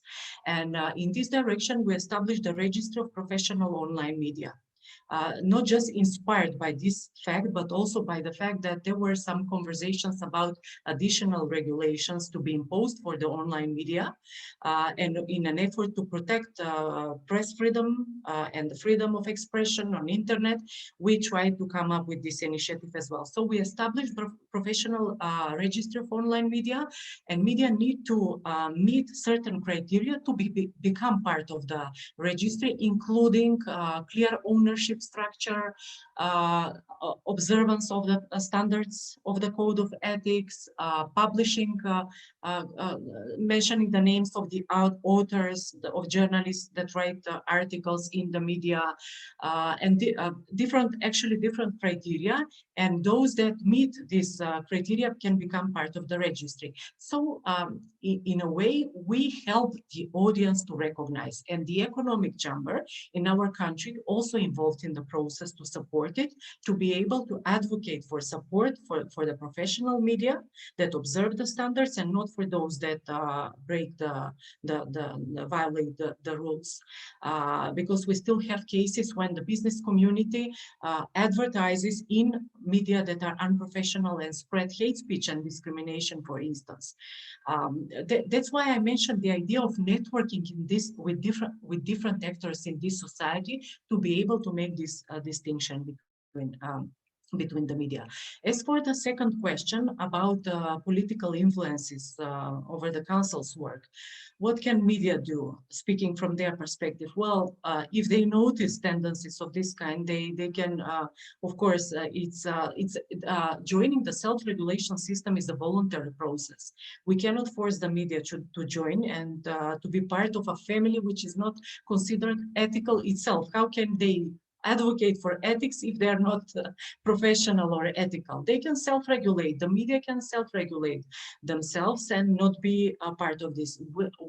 In our case, I mentioned that we are strongly against all forms of pressures towards our work. There were efforts in the past, as I mentioned, at the very beginning of our existence, but we do not let any political interference to happen in our work. So I cannot say that this is the case in our country with our press council, but as I mentioned, that this is a voluntary process, then ignorance of those press councils that work in this way would be maybe some natural development of or expected outcome of the process. And we also advocate that the media try to self-regulate themselves by coming up with their own initiatives, upgrading the ethical framework, etc., etc. They don't have to be necessarily part of the press council. So these are my answers to these questions. Thank you. Thank you, Marina. We still have 5 minutes before the break. We'll have a 15 minutes break before the last session. I would like to raise an issue. Well, I see a comment from Maya Sever, and I see that our Croatian colleagues are on board. We recently published a statement, an EFJ statement about the very high number of legal lawsuits against journalists in Croatia.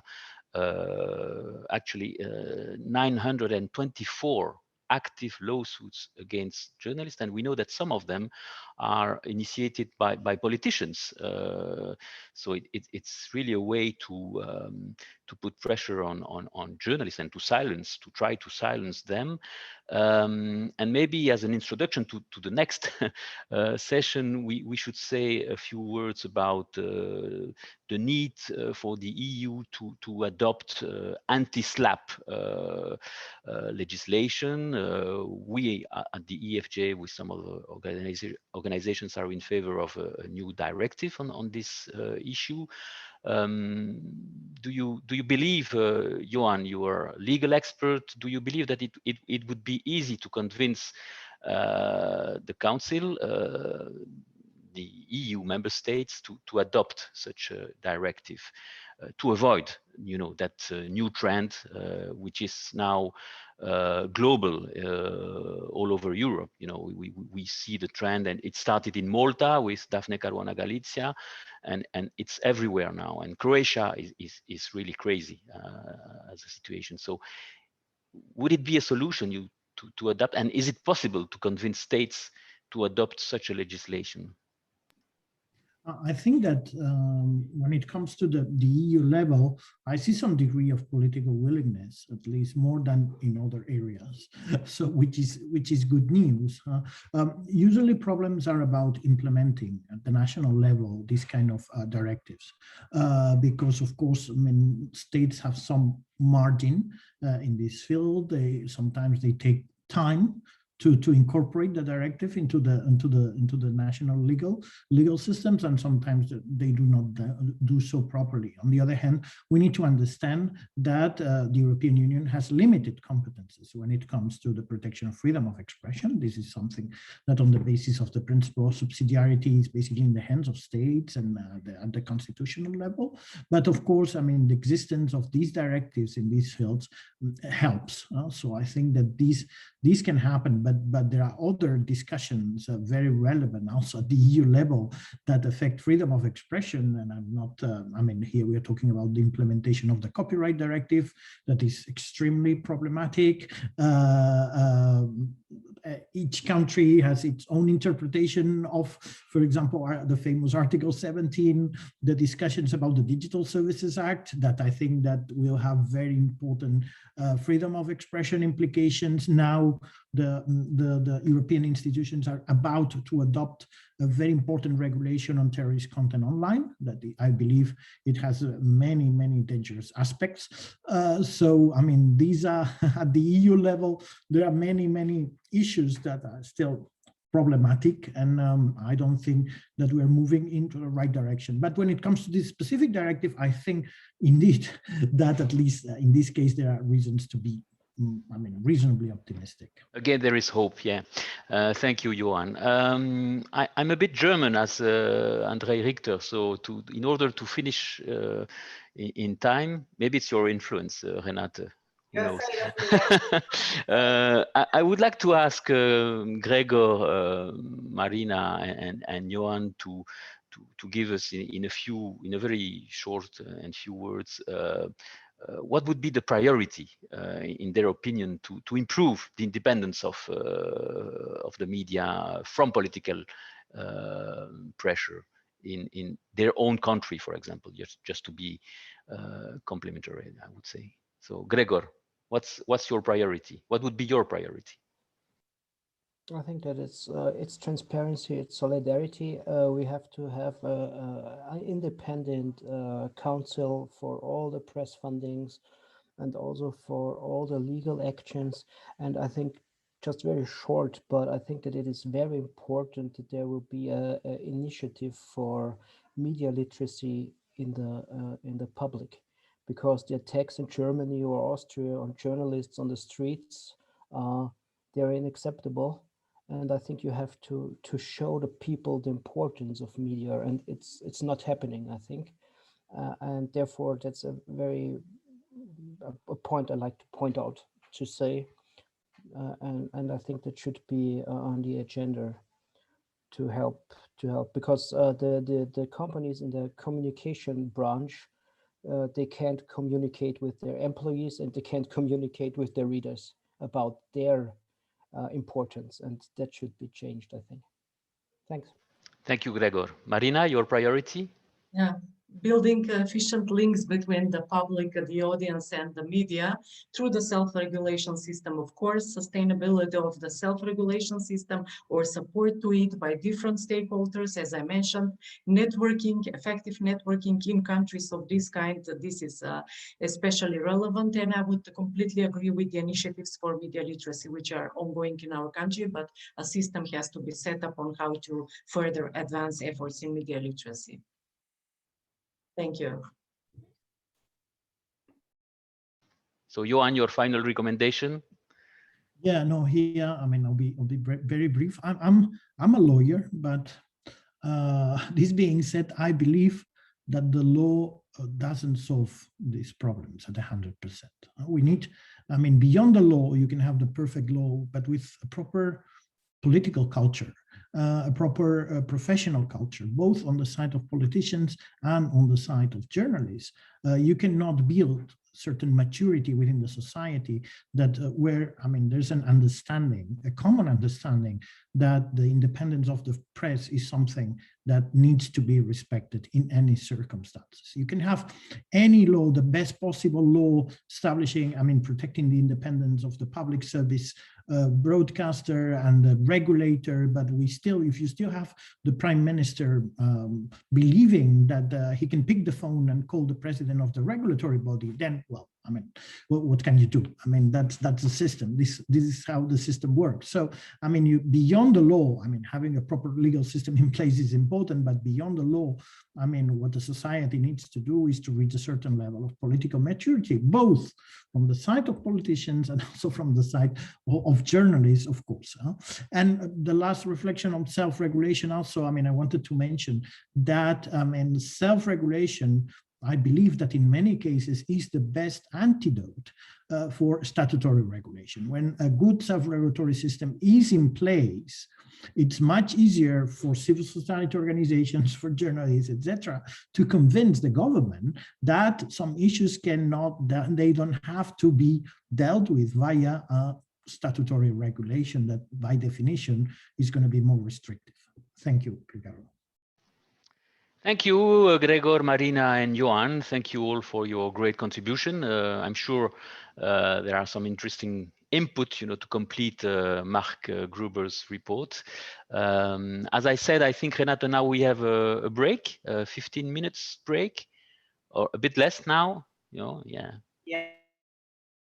Yeah. Then 15:10 we start the latest session, and apologies, we had a different agenda before. We had to squeeze it a bit, but I think it's for all of us better. It allows us to have a break and to finish by 4 o'clock. So thanks, because we still have a very interesting session to be moderated by Moens, our president, ahead of us. So it's worth staying. Thank you. See you later. Thank you, Ricardo. Bye-bye. Thanks a lot. Bye. Thanks. Bye.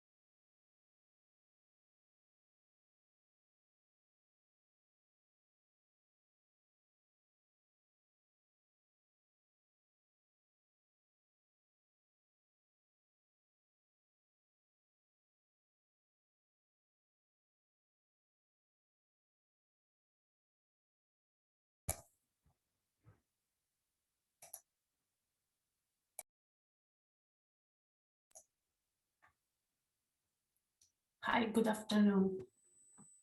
Can you hear me? Yes, we can hear you. Thank you.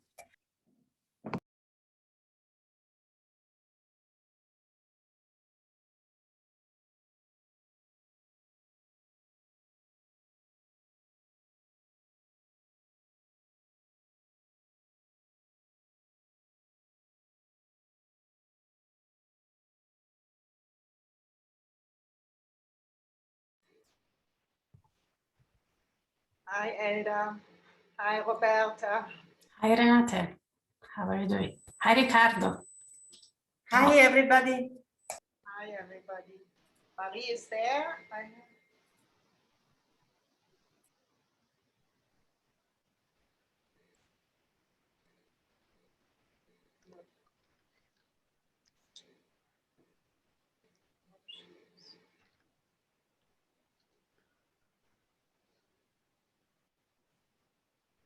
Let's wait 2 more minutes. I hope she is.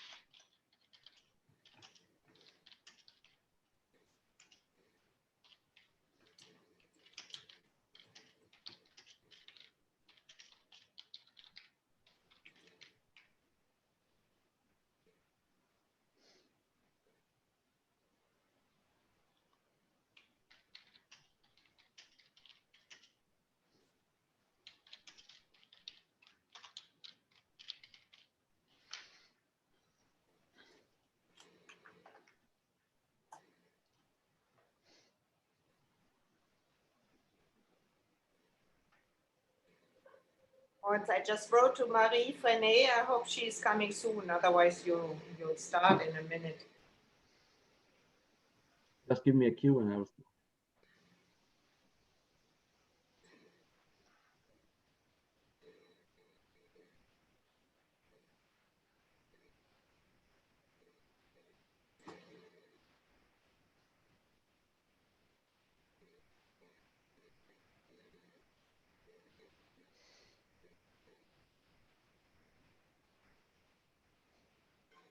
Ah, voilà.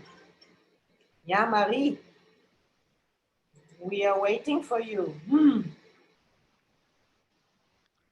That's a problem because, yeah, and you don't get in.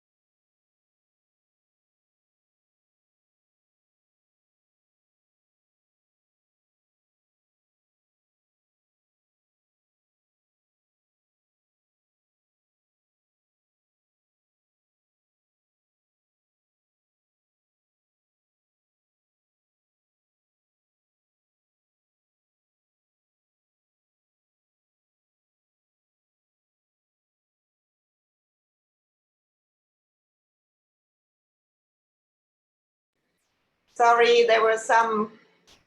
Marie's there. Moyens, please start. We had some technical problems. Go ahead. Okay, they are solved now. So great, they are solved, and welcome to the last session here and our last great panel.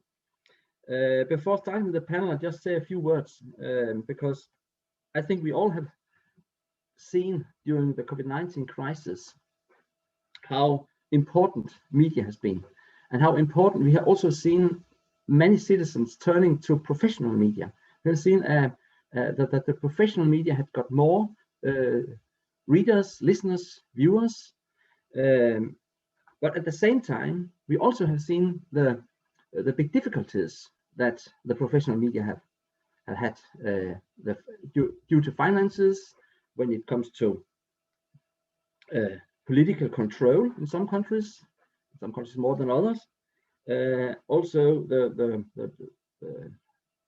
oligarchs, businessmen, how they are also in control of media and sometimes in cooperation with governments. So a lot of things have been seen very clearly during the COVID-19 crisis.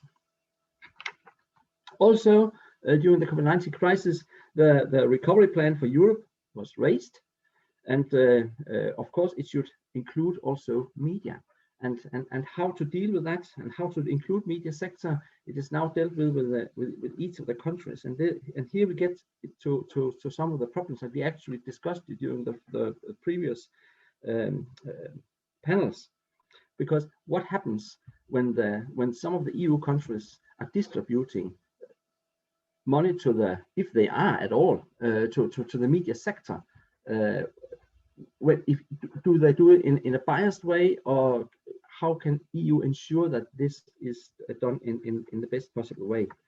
Or would it be possible for EU to find another way, also to bypass governmental influence on media and support media in another way?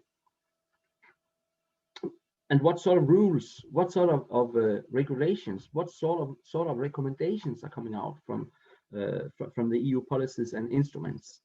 We have seen the Media Action Plan, we have seen the Democracy Action Plan, but I also know that many journalists, many of the associations of affiliates of the EFJ, they are waiting desperately something to happen, and they cannot wait for years, they cannot wait for months.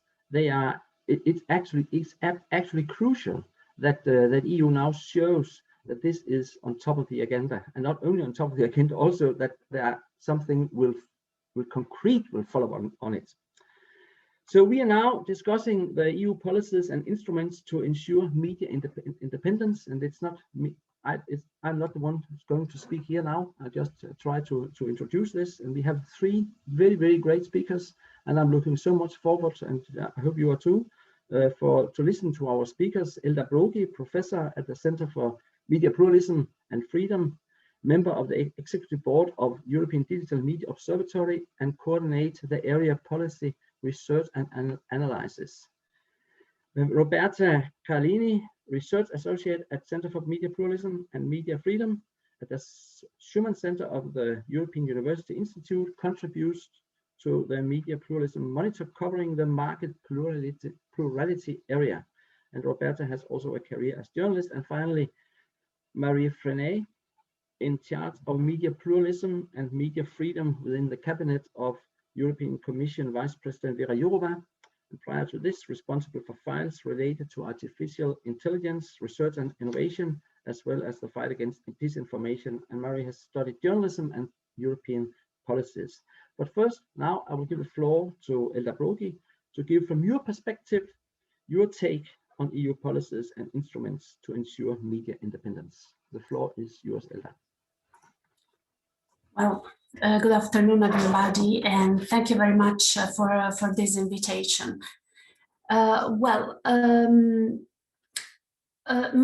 contribution today will be mostly on what the Center for Media Pluralism and Media Freedom is doing currently, let's say, to contribute to the debate on how to foster media pluralism in EU member states, and how somehow directly or indirectly contribute to policy making. Because I mean, the title of this panel, of this session, is quite ambitious, at least from our point of view. EU policies and instruments to ensure media independence. But if I have to bring the contribution of the CNPF to this goal, I think that probably to ensure media independence is too much, at least from our perspective. Nonetheless, I think that we have contributed a lot during the last years to stress the importance, of course, of a European approach on media pluralism. Especially thanks to the implementation that is now becoming quite regular of the Media Pluralism Monitor. So my presentation will focus on the MPM. I know that many of you already know this tool, but maybe part of the audience is not so familiar with this tool. Because again, I think that he has helped developing, somehow boosting the debate on media pluralism at European level. It has helped somehow the European policy at this regard. So the Media Pluralism Monitor is a tool that we have developed at the Center for Media Pluralism and Media Freedom and we somehow were inspired by a study of 2009, published in 2009 by Peggy Valke and some other distinguished scholars and consultants. A study that was creating a tool to assess the risks for media pluralism and media freedom at country level for European countries, let's say, and beyond. So we implemented this tool, we operationalized it in order to implement it in all EU member states. And we created then, let's say, we have since then a regular somehow implementation of this tool that aims to assess the risks for media pluralism and media freedom in any given country, I mean, in all the EU member states and in some candidate countries. The tool is a holistic tool in the sense that it is made of 20 indicators for 200 variables and is structured in 4 areas that try to analyze and assess exactly the risks for media pluralism when it comes to basic protection of freedom of expression and independence of institutions on one hand, on the institutions that govern the media system. When it comes to market, the structure of the market, and then market plurality. When it comes to political independence of the media, so political independence and the independence of the media system vis-a-vis the political power. And we assess also how much the media system is inclusive, is representative of all the different cultural, social expressions, let's say, of the civil society. So, so this is not a tool, as I said, that directly ensures media independence. It's a research project, but it's a way to assess the risks for media pluralism in any given country, to flag problems, and in case raise alarms in some cases for specific issues in specific member states where are serious and documented threats to media pluralism. The NPM, we can say it has been for the last, let's say, 7-8 years, a tool to collect information, first of all, to provide recommendation to policymakers, to inform policy actions when feasible, as it provides very relevant and granular information that could feed policy making. And I must say that, I mean, it happened with some member states. So the results of the NPM sparked a debate in some EU member states in order to introduce changes in the legal order, in the regulation of specific areas that were flagged by the NPM as at risk. It happened less in some other countries that are a little bit refractories, if I may say so, to the results of the NPM and to introduce changes in their legal order to be more open to pluralism and to guarantee more media plurality, to guarantee a media environment that enables plurality. And recently, I mean, in 2020, the NPM was used as a reference to assess within the first rule of law report, to assess the pillar, let's say, of media pluralism within the assessment, the general assessment of the rule of law. So I, let's say, advertise in this session the usefulness of the NPM for as a reference, as a tool to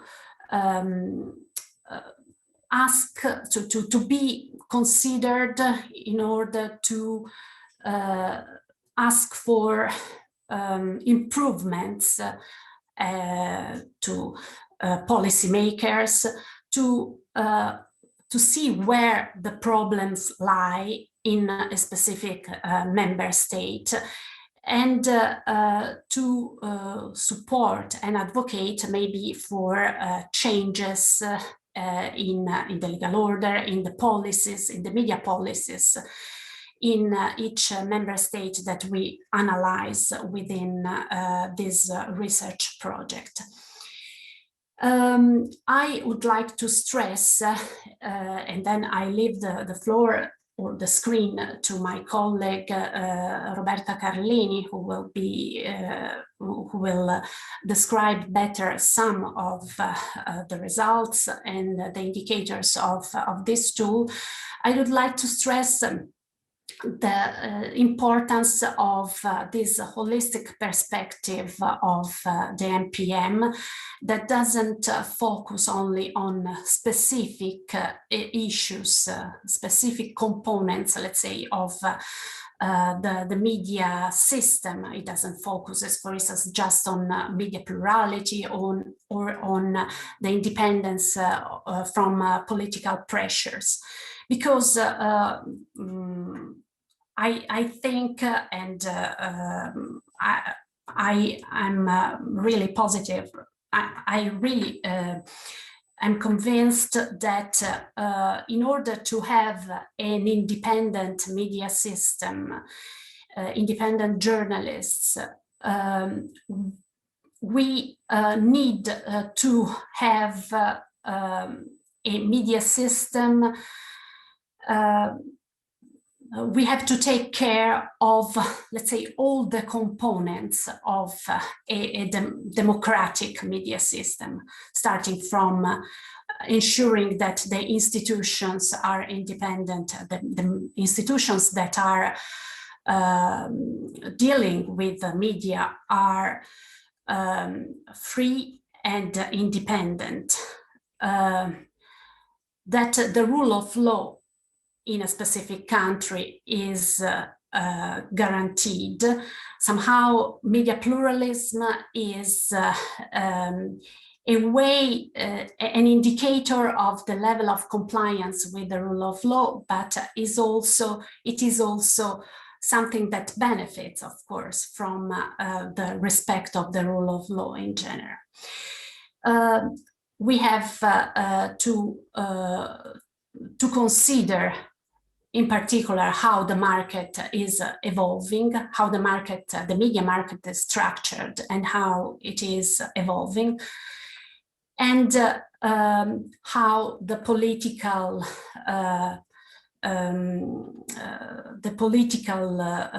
environment, let's say, is evolving, also having regard to the new technologies that are have entered the media system.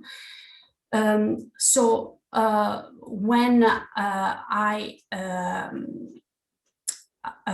think of tools to ensure media independence, again, I suggest to have a look not only to the mere perspective of the independence from political parties, of political pressure, but indeed I suggest to ask for policies, ask for efforts in policy making that are oriented in a holistic perspective. That's why I think that for the time being, what the Commission, the European Commission is doing right now is probably going in the right direction, considering that it's taking care on one hand of the rule of law, but also of the market perspective that is once again a very important element to take into account to ensure that the viability, for instance, of the media and the viability of the journalistic profession is ensured. Thank you. Thank you very much. Thank you very much for this. This contribution. I was about to ask you actually about because you said flagging problems, that you are flagging problems, that it could be very interesting to concrete ideas about that. But maybe Roberta Carlini, you get into this part, because I understood that you are sharing this in that way, and I know you will be looking into the transparency of media ownership now. But would you also cover a bit, we can take that question afterwards, because I think it would be interesting to see and listen to more about what has been flagged. But Roberta Carlini, I will give the floor to you, and I know it's about transparency of media ownership. Please take the floor. Thank you, Morgan, and good afternoon, everyone. Yes, as Elda told, I will focus on the. I work at the CNPF, and I'm in charge of the market plurality area, so I should focus on the economic threats to media pluralism, but I'm not going to deal with all the economic threats, but the first thing is the one that you, Morgan, mentioned before, that to be independent, you have to be alive to begin with. So we are facing extraordinary times, and all the challenges that the news media system was already facing worsened in some way with the COVID-19 crisis. But I will,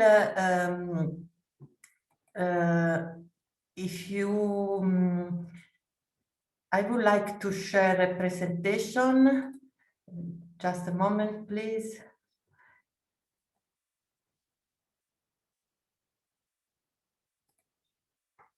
Okay, can you see it? No.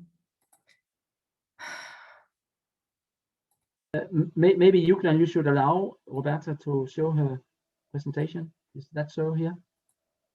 Yeah. It's allowed. It's coming now. Yeah, we can see it. Can you see it? It's okay? Yeah, it's okay. Thank you.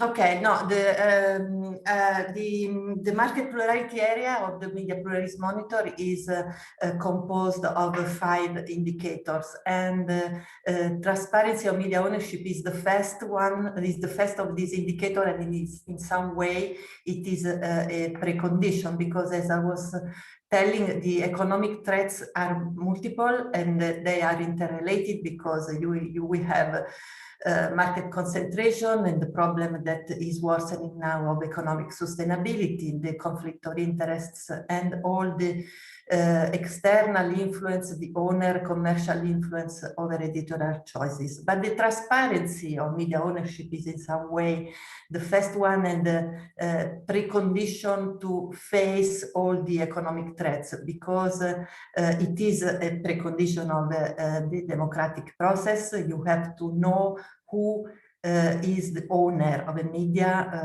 where news come from, but it is also essential to set public help, to have transparency to avoid political capture. You have to know how the public subsidies are set, but also who is going to receive them. So how do we build this assessment on transparency? You know, this I will show briefly the results. The transparency of media ownership, as you can see, maybe it is not perfectly clear what is written below, but transparency is the first indicator, and it is not the worst one in some way, because you see higher levels of risk in the indicators on concentration. The news media concentration, that is the concentration of the news media industry, and the digital concentration, the concentration in the digital gatekeepers and the online platforms.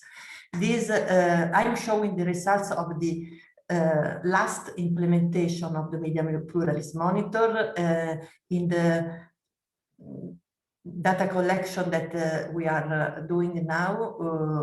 Things are changing, because we may expect that indicator of media viability, who scores a risk around 55%, scored a risk of 55% in the past implementation, is going towards a higher risk.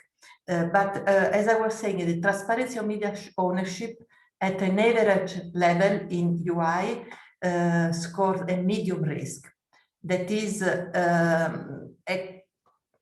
an alarming risk, because this is in some way a precondition, and this medium risk, as we will see soon after, turns to high risk in 4 European countries. What do we assess with this indicator? A legal perspective, that means the existence and implementation of the regulatory safeguards regarding transparency, and also the effectiveness of the transparency rules. It is not enough to have rules written on paper if they are not effective, and with 20 variables, that are 20 questions to which a network of national research teams has to answer, we assess the existence of the law, if there is a general law or if there is a media-specific law, because it is important that media companies have rules that are specific, because news media industry, it is not an industry like the other ones. And we assess this risk about transparency. for all media, but also with a focus on digital that we added in the past implementation. More, what is important is if there is disclosure of transparency of ownership, but not just of the formal ownership, but of ultimate ownership. The definition of beneficial owner is this definition is the real person who ultimately owns the media or control them from a company or trust and the income that it generates. So the indicator that is composed as I summarized before, the results for the past implementation, as you can see, is a generalized medium risk and a high risk in 4 countries that are the Hungary, Cyprus, Czech Republic, Slovakia, and Latvia, 5 countries. This is, as I was telling before, this is a basic condition, the transparency of media ownership. So the fact that this yellow, this yellow color, that is the medium risk, is generalized is quite worrisome. The main sources of the risks are in the fact that in some countries, media-specific legal provision on transparency for media does not exist. In some countries they exist but are not effectively implemented. And often what happens in the European countries is that rules have been set for the audiovisual sector that is more regulated, whereas the new digital native media are often out of the scope of the media laws regarding transparency, or there is this new issue of the cross-border media that even if the national law is perfect, it doesn't apply to digital media that are spread in the country but are not regulated in the country. And more, what is important to see is also what is full transparency. That is the fact that the information must be provided to the public bodies and to the public, and must be easily accessible and regarding all media. These are the final results for the two sub-indicators for ownership transparency, and as you can see, the risk is higher for ultimate ownership. This is quite generalized all over European Union. More, I want to add something about these new variables that we have added in the monitor in the past implementation about the transparency in the digital environment. Lack of transparency in the digital environment can be related to the blind spots in the framework, in the legal framework. As I was telling before, the possibility to escape the rules due to the cross-border media, but also to the structural nature of the digital environment of news, the unbundling of information. Often we don't know where a news comes from, let alone the ownership of the media in which it was first published to run and to be spread by itself. And another relevant issue for the new digital threats to transparency is that, as you all know, the platforms are, the news media are quite regulated in some countries, but regulation is, there is a lack of regulation for the digital platforms. And this is true for all the fields. We know a lot about this. We deal with this problem for misinformation for the content, but it is true for transparency as well. And for this reason, we are extracting, fine-tuning the media pluralism monitor to extract the digital risk. And to conclude, it was just to stress the fact that the aim of this seminar is about fostering and building independent media. And in this moment, the main threats can come from the economic situation and from the disruption of the model based on advertising. This is a long standing story. It is not new, but it worsened with COVID-19. But to help media, you know, you need to direct in a transparent way the public subsidies. And there is a need of transparency from the public side, from the government side, in the rules, but of course also on the news media side. So we hope that this assessment of the risks in transparency and the selection of some best cases in some European countries can help to build a stronger support for media in Europe. Thank you. Thank you so much, Roberta. And I think this is really a cue to our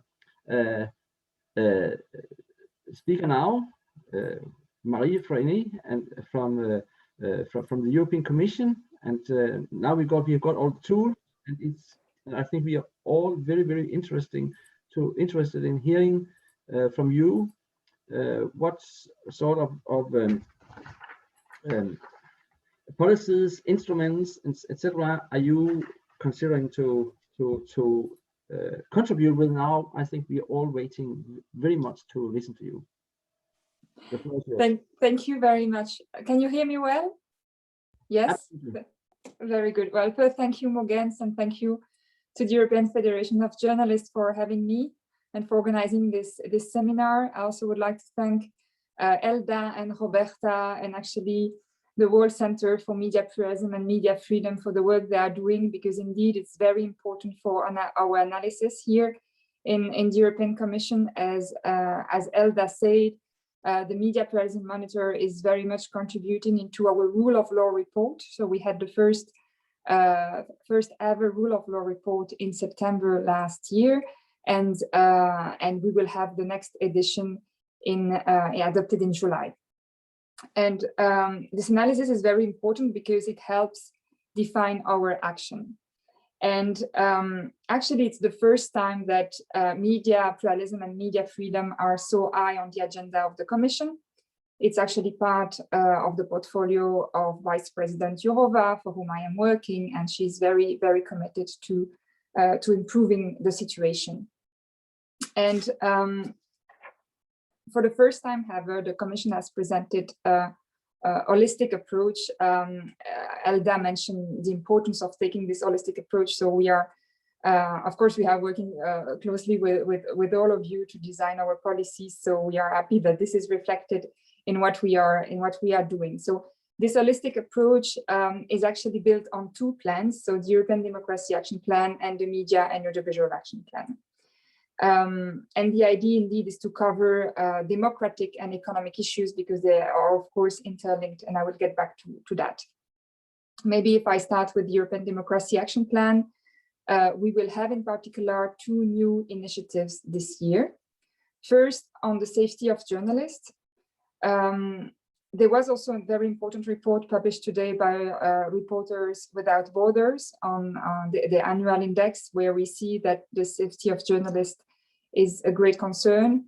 There was also once again the very tragic murder of a Greek journalist not so long ago after Daphne Caruana Galizia, Jan Kuciak. So it's very we see a very dramatic situation regarding the safety of journalists, and this is why it's really our priority.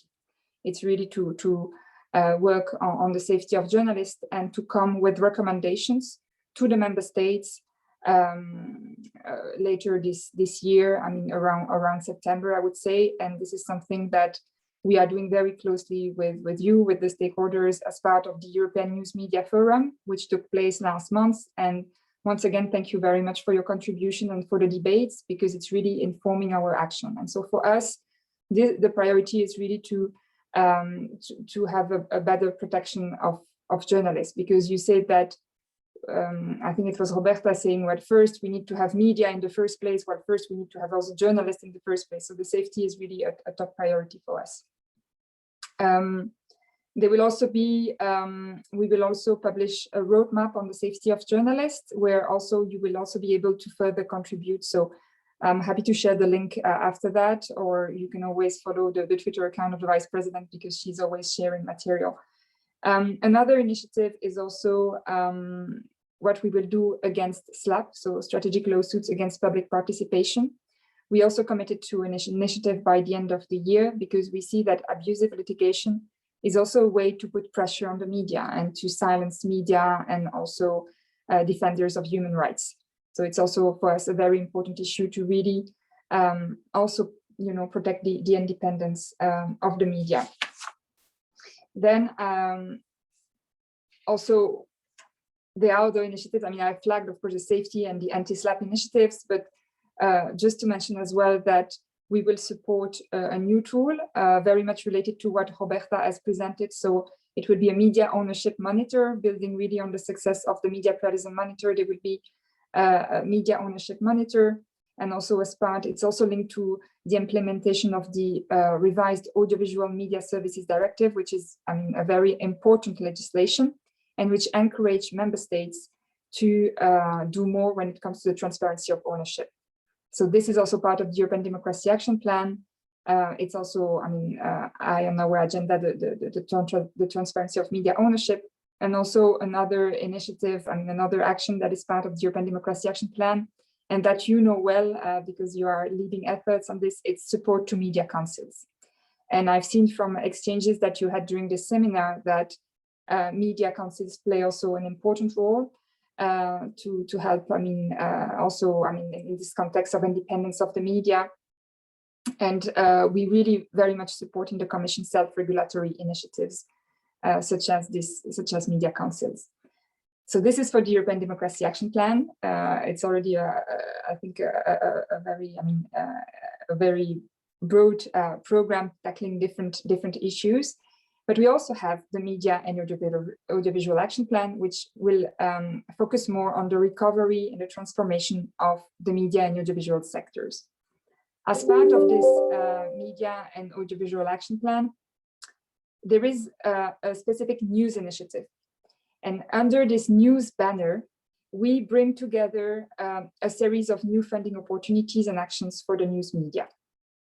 So what we will have for the first time under the Creative Europe program, the next Creative Europe program, which should be finally, adopted by the European Parliament in May, we will have for the first time a dedicated envelope for projects related to media freedom and pluralism. The idea is, of course, to continue also to fund some very important projects as part more of pilot projects, but we will continue funding important projects that are providing help to journalists, practical assistance, legal aid. This is something we do with the Center for Press and Media Freedom in Leipzig. So there are a series of projects that we will continue through pilot projects with the European Parliament, and with this new envelope for projects, in particular for journalistic partnerships. And we really want to also help the media sector to work on also new business models to cooperate, because we think that it's very important to have cross-border cooperation investigations, because we think as well that when you have strong international cooperation, it can help partners in a country where there is big pressure. If you have international cooperation, it can really help also to fight against political and any form of pressure. So this is for the Creative Europe program. We are very excited that there will be this new envelope for the first time dedicated to media pluralism. And actually, there will be also other types of opportunities, and to help to help the stakeholders, to help the sector to navigate. We will also put forward an interactive tool platform to help the sector find the new funding opportunities. And it was announced that there would be actually next Monday that we will release the first prototype of this platform, so that you will also be able to give your feedback on how this platform is structured. And once there is the program that will be adopted, so in May, June, there will be then the calls for projects. So you can expect the new calls and opportunities, I would say around June, where there will be this new envelope for media pluralism as part of Creative Europe. And maybe also to highlight that we will continue, and that is already available, because Morgan's, and rightly so, you say that it's very important now to support the media. For the smaller media, we have already a guarantee facility for the creative and cultural industries, and it includes the news media. And this guarantee facility can help SMEs in the news media to access loans. And actually, it's an instrument that we also adapted a bit last summer to make it even easier for SMEs who needed to access financing. So this is a tool that already exists, but we want to widen a bit our toolbox. We will also put in place a new pilot project to use EU funding to leverage private investments and to maybe work with foundations. So all this is explained in the Media Audiovisual Action Plan, but I just wanted to assure you that we are really on this and are really trying to have diverse funding opportunities for the media sector, because we very much realize that the stronger the sector is economically, the easier it is to resist to political pressure. So we see really this economic independence is very important for us. I take a lot of time, but please interrupt me. But I really want to also address the points that you have raised, because you also mentioned the recovery plans. And indeed, we are encouraging member states to use the resilience and recovery facility, which is a big amount of money, to support the media sector. But we also made clear that in the plans, if they support the media sector, then they have to do it in a way that is promoting and protecting media freedom. And we also issued, our services working on competition, they also issued state aid guidelines to explain also as well this. So there are different documents that we have that really put forward the importance of supporting the sector in a way that promotes media freedom and pluralism. And regarding the national plans, they will be assessed by the Commission. So the Commission will also have a say at some point on these national plans. So this is something we will look at. But in the first place, we want to encourage member states to use the opportunity, because they can do it. And I think it's very important that the sector is also pushing member states to take this opportunity. But we also, as I mentioned earlier, we are also looking at instruments at EU level, so not going through member states, but also I mentioned we have this new program, this envelope, working on a pilot project, this guarantee facility. So we have different tools and instruments in our toolbox, I would say. And at the same time, because you mentioned also advertising revenues, the competition of online platforms, and there it's very much related to the regulatory framework. This is something we started during the last mandate, with the reform of copyright rules of the Audiovisual Media Services Directive. Now we are very much looking into the implementation of the revised copyright rules and the revised Audiovisual Media Services Directive. And on top of that, we also completed with new legislation to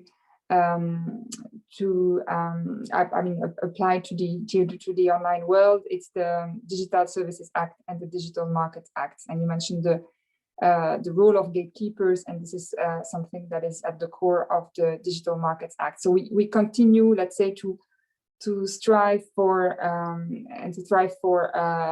level playing field, and between the online platforms and the traditional media.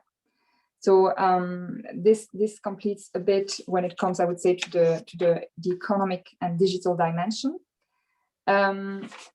Maybe to a last word on our action. So when we see, because Morgans, you also ask how the media pluralism monitor is flagging problems, right? I mean, of course, it plays a key role, and stakeholders play a key role to alert us when there are issues in member states. And each time we see worrying developments, the vice president speak out, of course.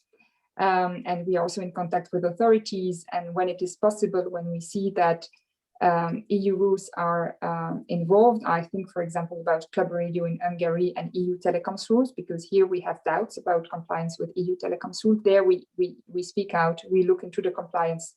Each time there are decisions which are undermining media pluralism, we also check whether there is a compliance with EU rules or not when these rules, EU rules, exist.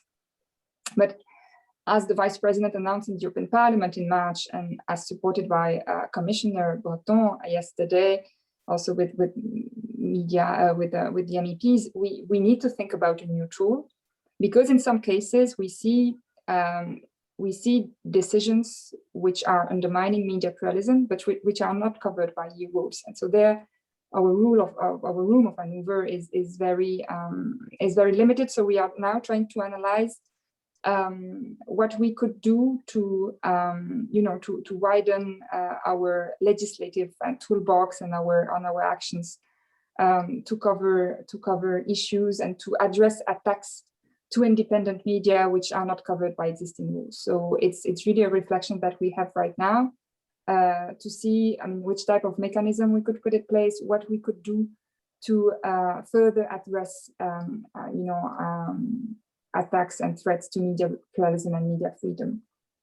And we are exploring even the possibility of a European Media Freedom Act. And so this shows how much we are really trying to think about the next steps. So of course, our priority right now is the implementation of all the things I've mentioned, and I was very long and I'm sorry for that, but I really tried to give you the full picture of all the things we are doing under the European Democracy Action Plan, under the Media and Audiovisual Action Plan. Also, looking at the transposition of the Copyright Audiovisual Media Services Directive. So a lot of things that we are doing right now, and that is our priority to implement. But at the same time, we need to think about the next steps and to think about, okay, what are the gaps? What are the issues that are currently not covered?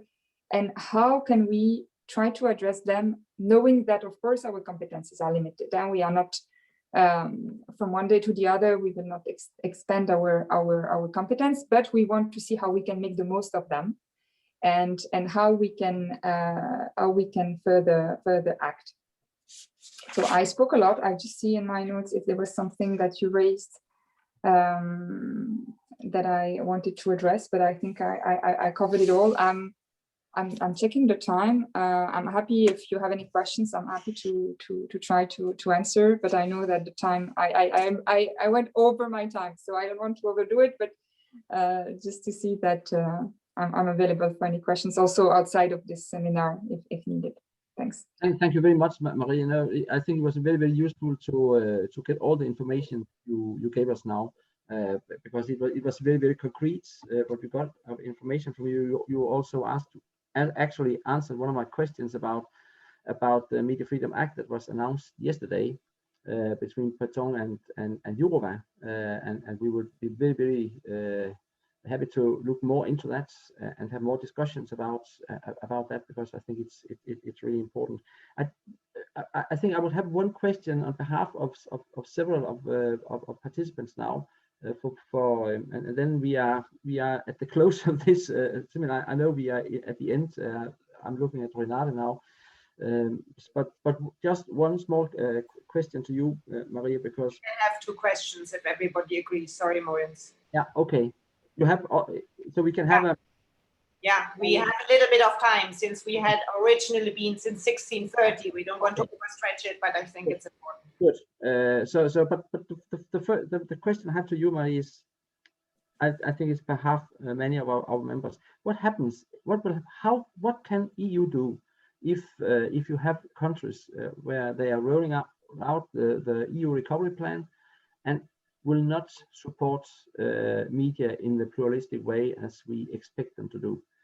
What sort of instruments, what mechanisms can EU use in that case? On this specific point, as I said, now we have to see the plans, and we will assess the plans. And my understanding is that we are, as a Commission, we are always in contact with member states. So we would be in touch with the member states. But first, as I said, it's very important that they take the opportunity, and then the Commission will look very carefully into and will assess the plans. And then when it comes to the Media Freedom Act, because you also raised it, of course, we will consult you and we will have discussions. I think that the idea now of Vice President Jourova and Commissioner Breton was to really give a strong signal that we are looking into these issues, looking into what additional action we can take, and also mentioning the importance of media freedom and pluralism, which I think is also a signal as part of the recovery and resilience plans, that these issues, these are clear priorities for the Commission. And the President herself has also very strong word recently on media freedom. So I think the idea is really to show that we will continue our action in this area. Thank you. Do we have questions? I have tried to look in the chat if they have other questions. Audience, if you allow. Please, Anna. Yes. Yesterday we had a huge discussion around public service media. Once we learned from the report, specifically one on illiberal turn, how important public service media is in ever more polarized societies, in the fight against disinformation, work on media literacy and all that. And on the other hand, public service media is ever more attacked from both sides, from political sides, but also from citizens against journalists and all that. It's a very tricky issue because public service media, it's in the Amsterdam Treaty, but I know it's also subsidiarity. But in this toolbox, is there anywhere the public service media, or what would you suggest to us how to deal with this tricky issue, which I think is the heart of this very fragile ecosystem we are living in right now? Not the only solution, for sure. You're right. It's a very important issue. Vice President Jourova has mentioned several times the importance and the role of public service media, as you have just done. You have also mentioned that they are part of the Amsterdam Protocol. So basically, the member states have a big room of maneuver when it comes to the funding and the organization of public service media. At the same time, we know that there are standards that exist, for example, at the level of Council of Europe on public service media. So we are looking closer at the issue. I think that we also want to cover this, and I'm very happy that actually it's covered in the Media Pluralism Monitor. There is an indicator of the independence and the funding of public service media. So I can assure you that we are looking very closely at the report on this. And at the same time, I think that as part of the rule of law report in the future, it's really something that we consider including public service media in our analysis as part of the rule of law report. So then it would, trigger a discussion with member states. Commissioner Breton also mentioned yesterday the governance of public service media. So we have to see what we can do. I mean, the Amsterdam Protocol also mentioned media pluralism. So we have to see what we can do, but I think it deserves,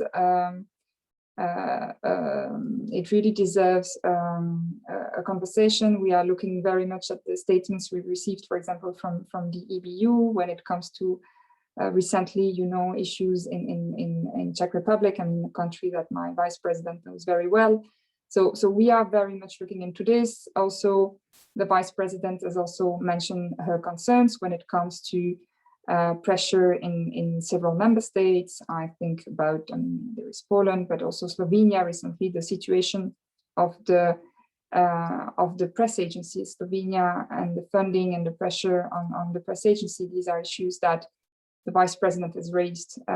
And so we continue the political pressure, but at the same time, so we are looking at, okay, how can we include this in the future as part of the rule of law report and as part of this future tool or Media Freedom Act, Are there things we could do? And this is something, of course, that we would like to discuss with you in the future, and that we are now discussing really internally. Thank you. I have one question more from Tarek. Yes. Well, my question goes for Roberta and Elda, maybe. I wanted to know, how does the MPM differ from, or maybe complement other indexes issued by NGOs that deal with the freedom of press, such as the Index of Reporters Without Borders or Human Rights Watch, or even others? Thank you.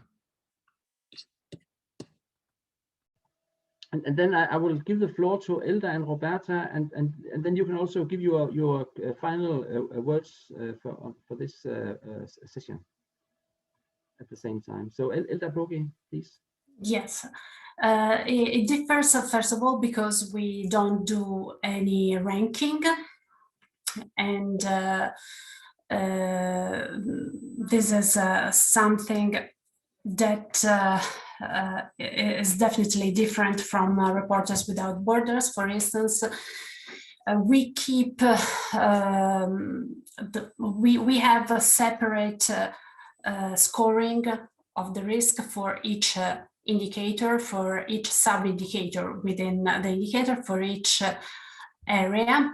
But even if internally we have this final, let's say, ranking that is mostly used again internally in order to see whether the system works somehow, if it is if the final scoring that we have is consistent with an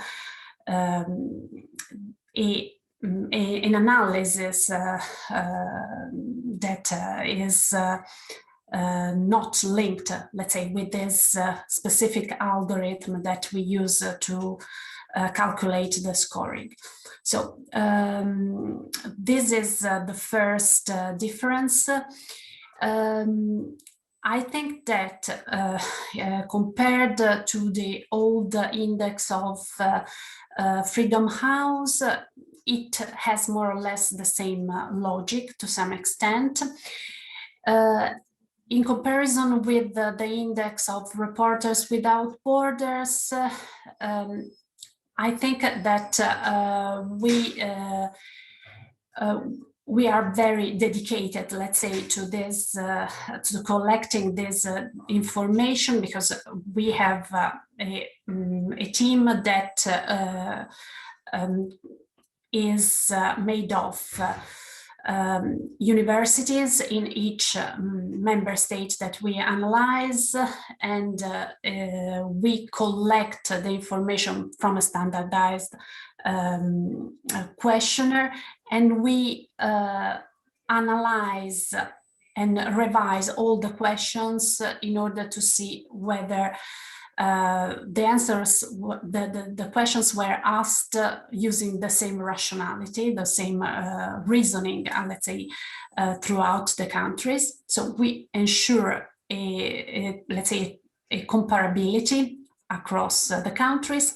But on top of that, we, and this is somehow linked with the issue of the ranking, we try to stress also the national context, and we suggest to analyze the results for each country based on the national context.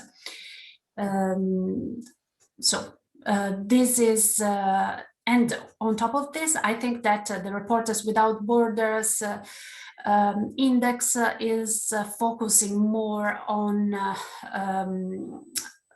journalists, let's say, the status of journalists and the safety of journalists, while our MPM is has a more holistic approach, in my perspective. Thank you very much. The previous moderators, they have taken the very German style. Now I'm taking the Southern European style, and I'm very proud of being a bit more Southern European. And final word from Roberta. Do you have anything to add here? If not, we are in the end of the session. I think, Roberta. No, I don't have anything to add. I want to thank you all for this amazing, very interesting discussion. Thank you. I want then to thank all of you for being attending the meeting, and in particular to all our speakers. It has been great to have you here, all of you. And for this session, thank you to Maria, Elda, or Roberta for contributing and giving us more information, more ideas about how we can move on, and what sort of tools we have got for safeguarding independence.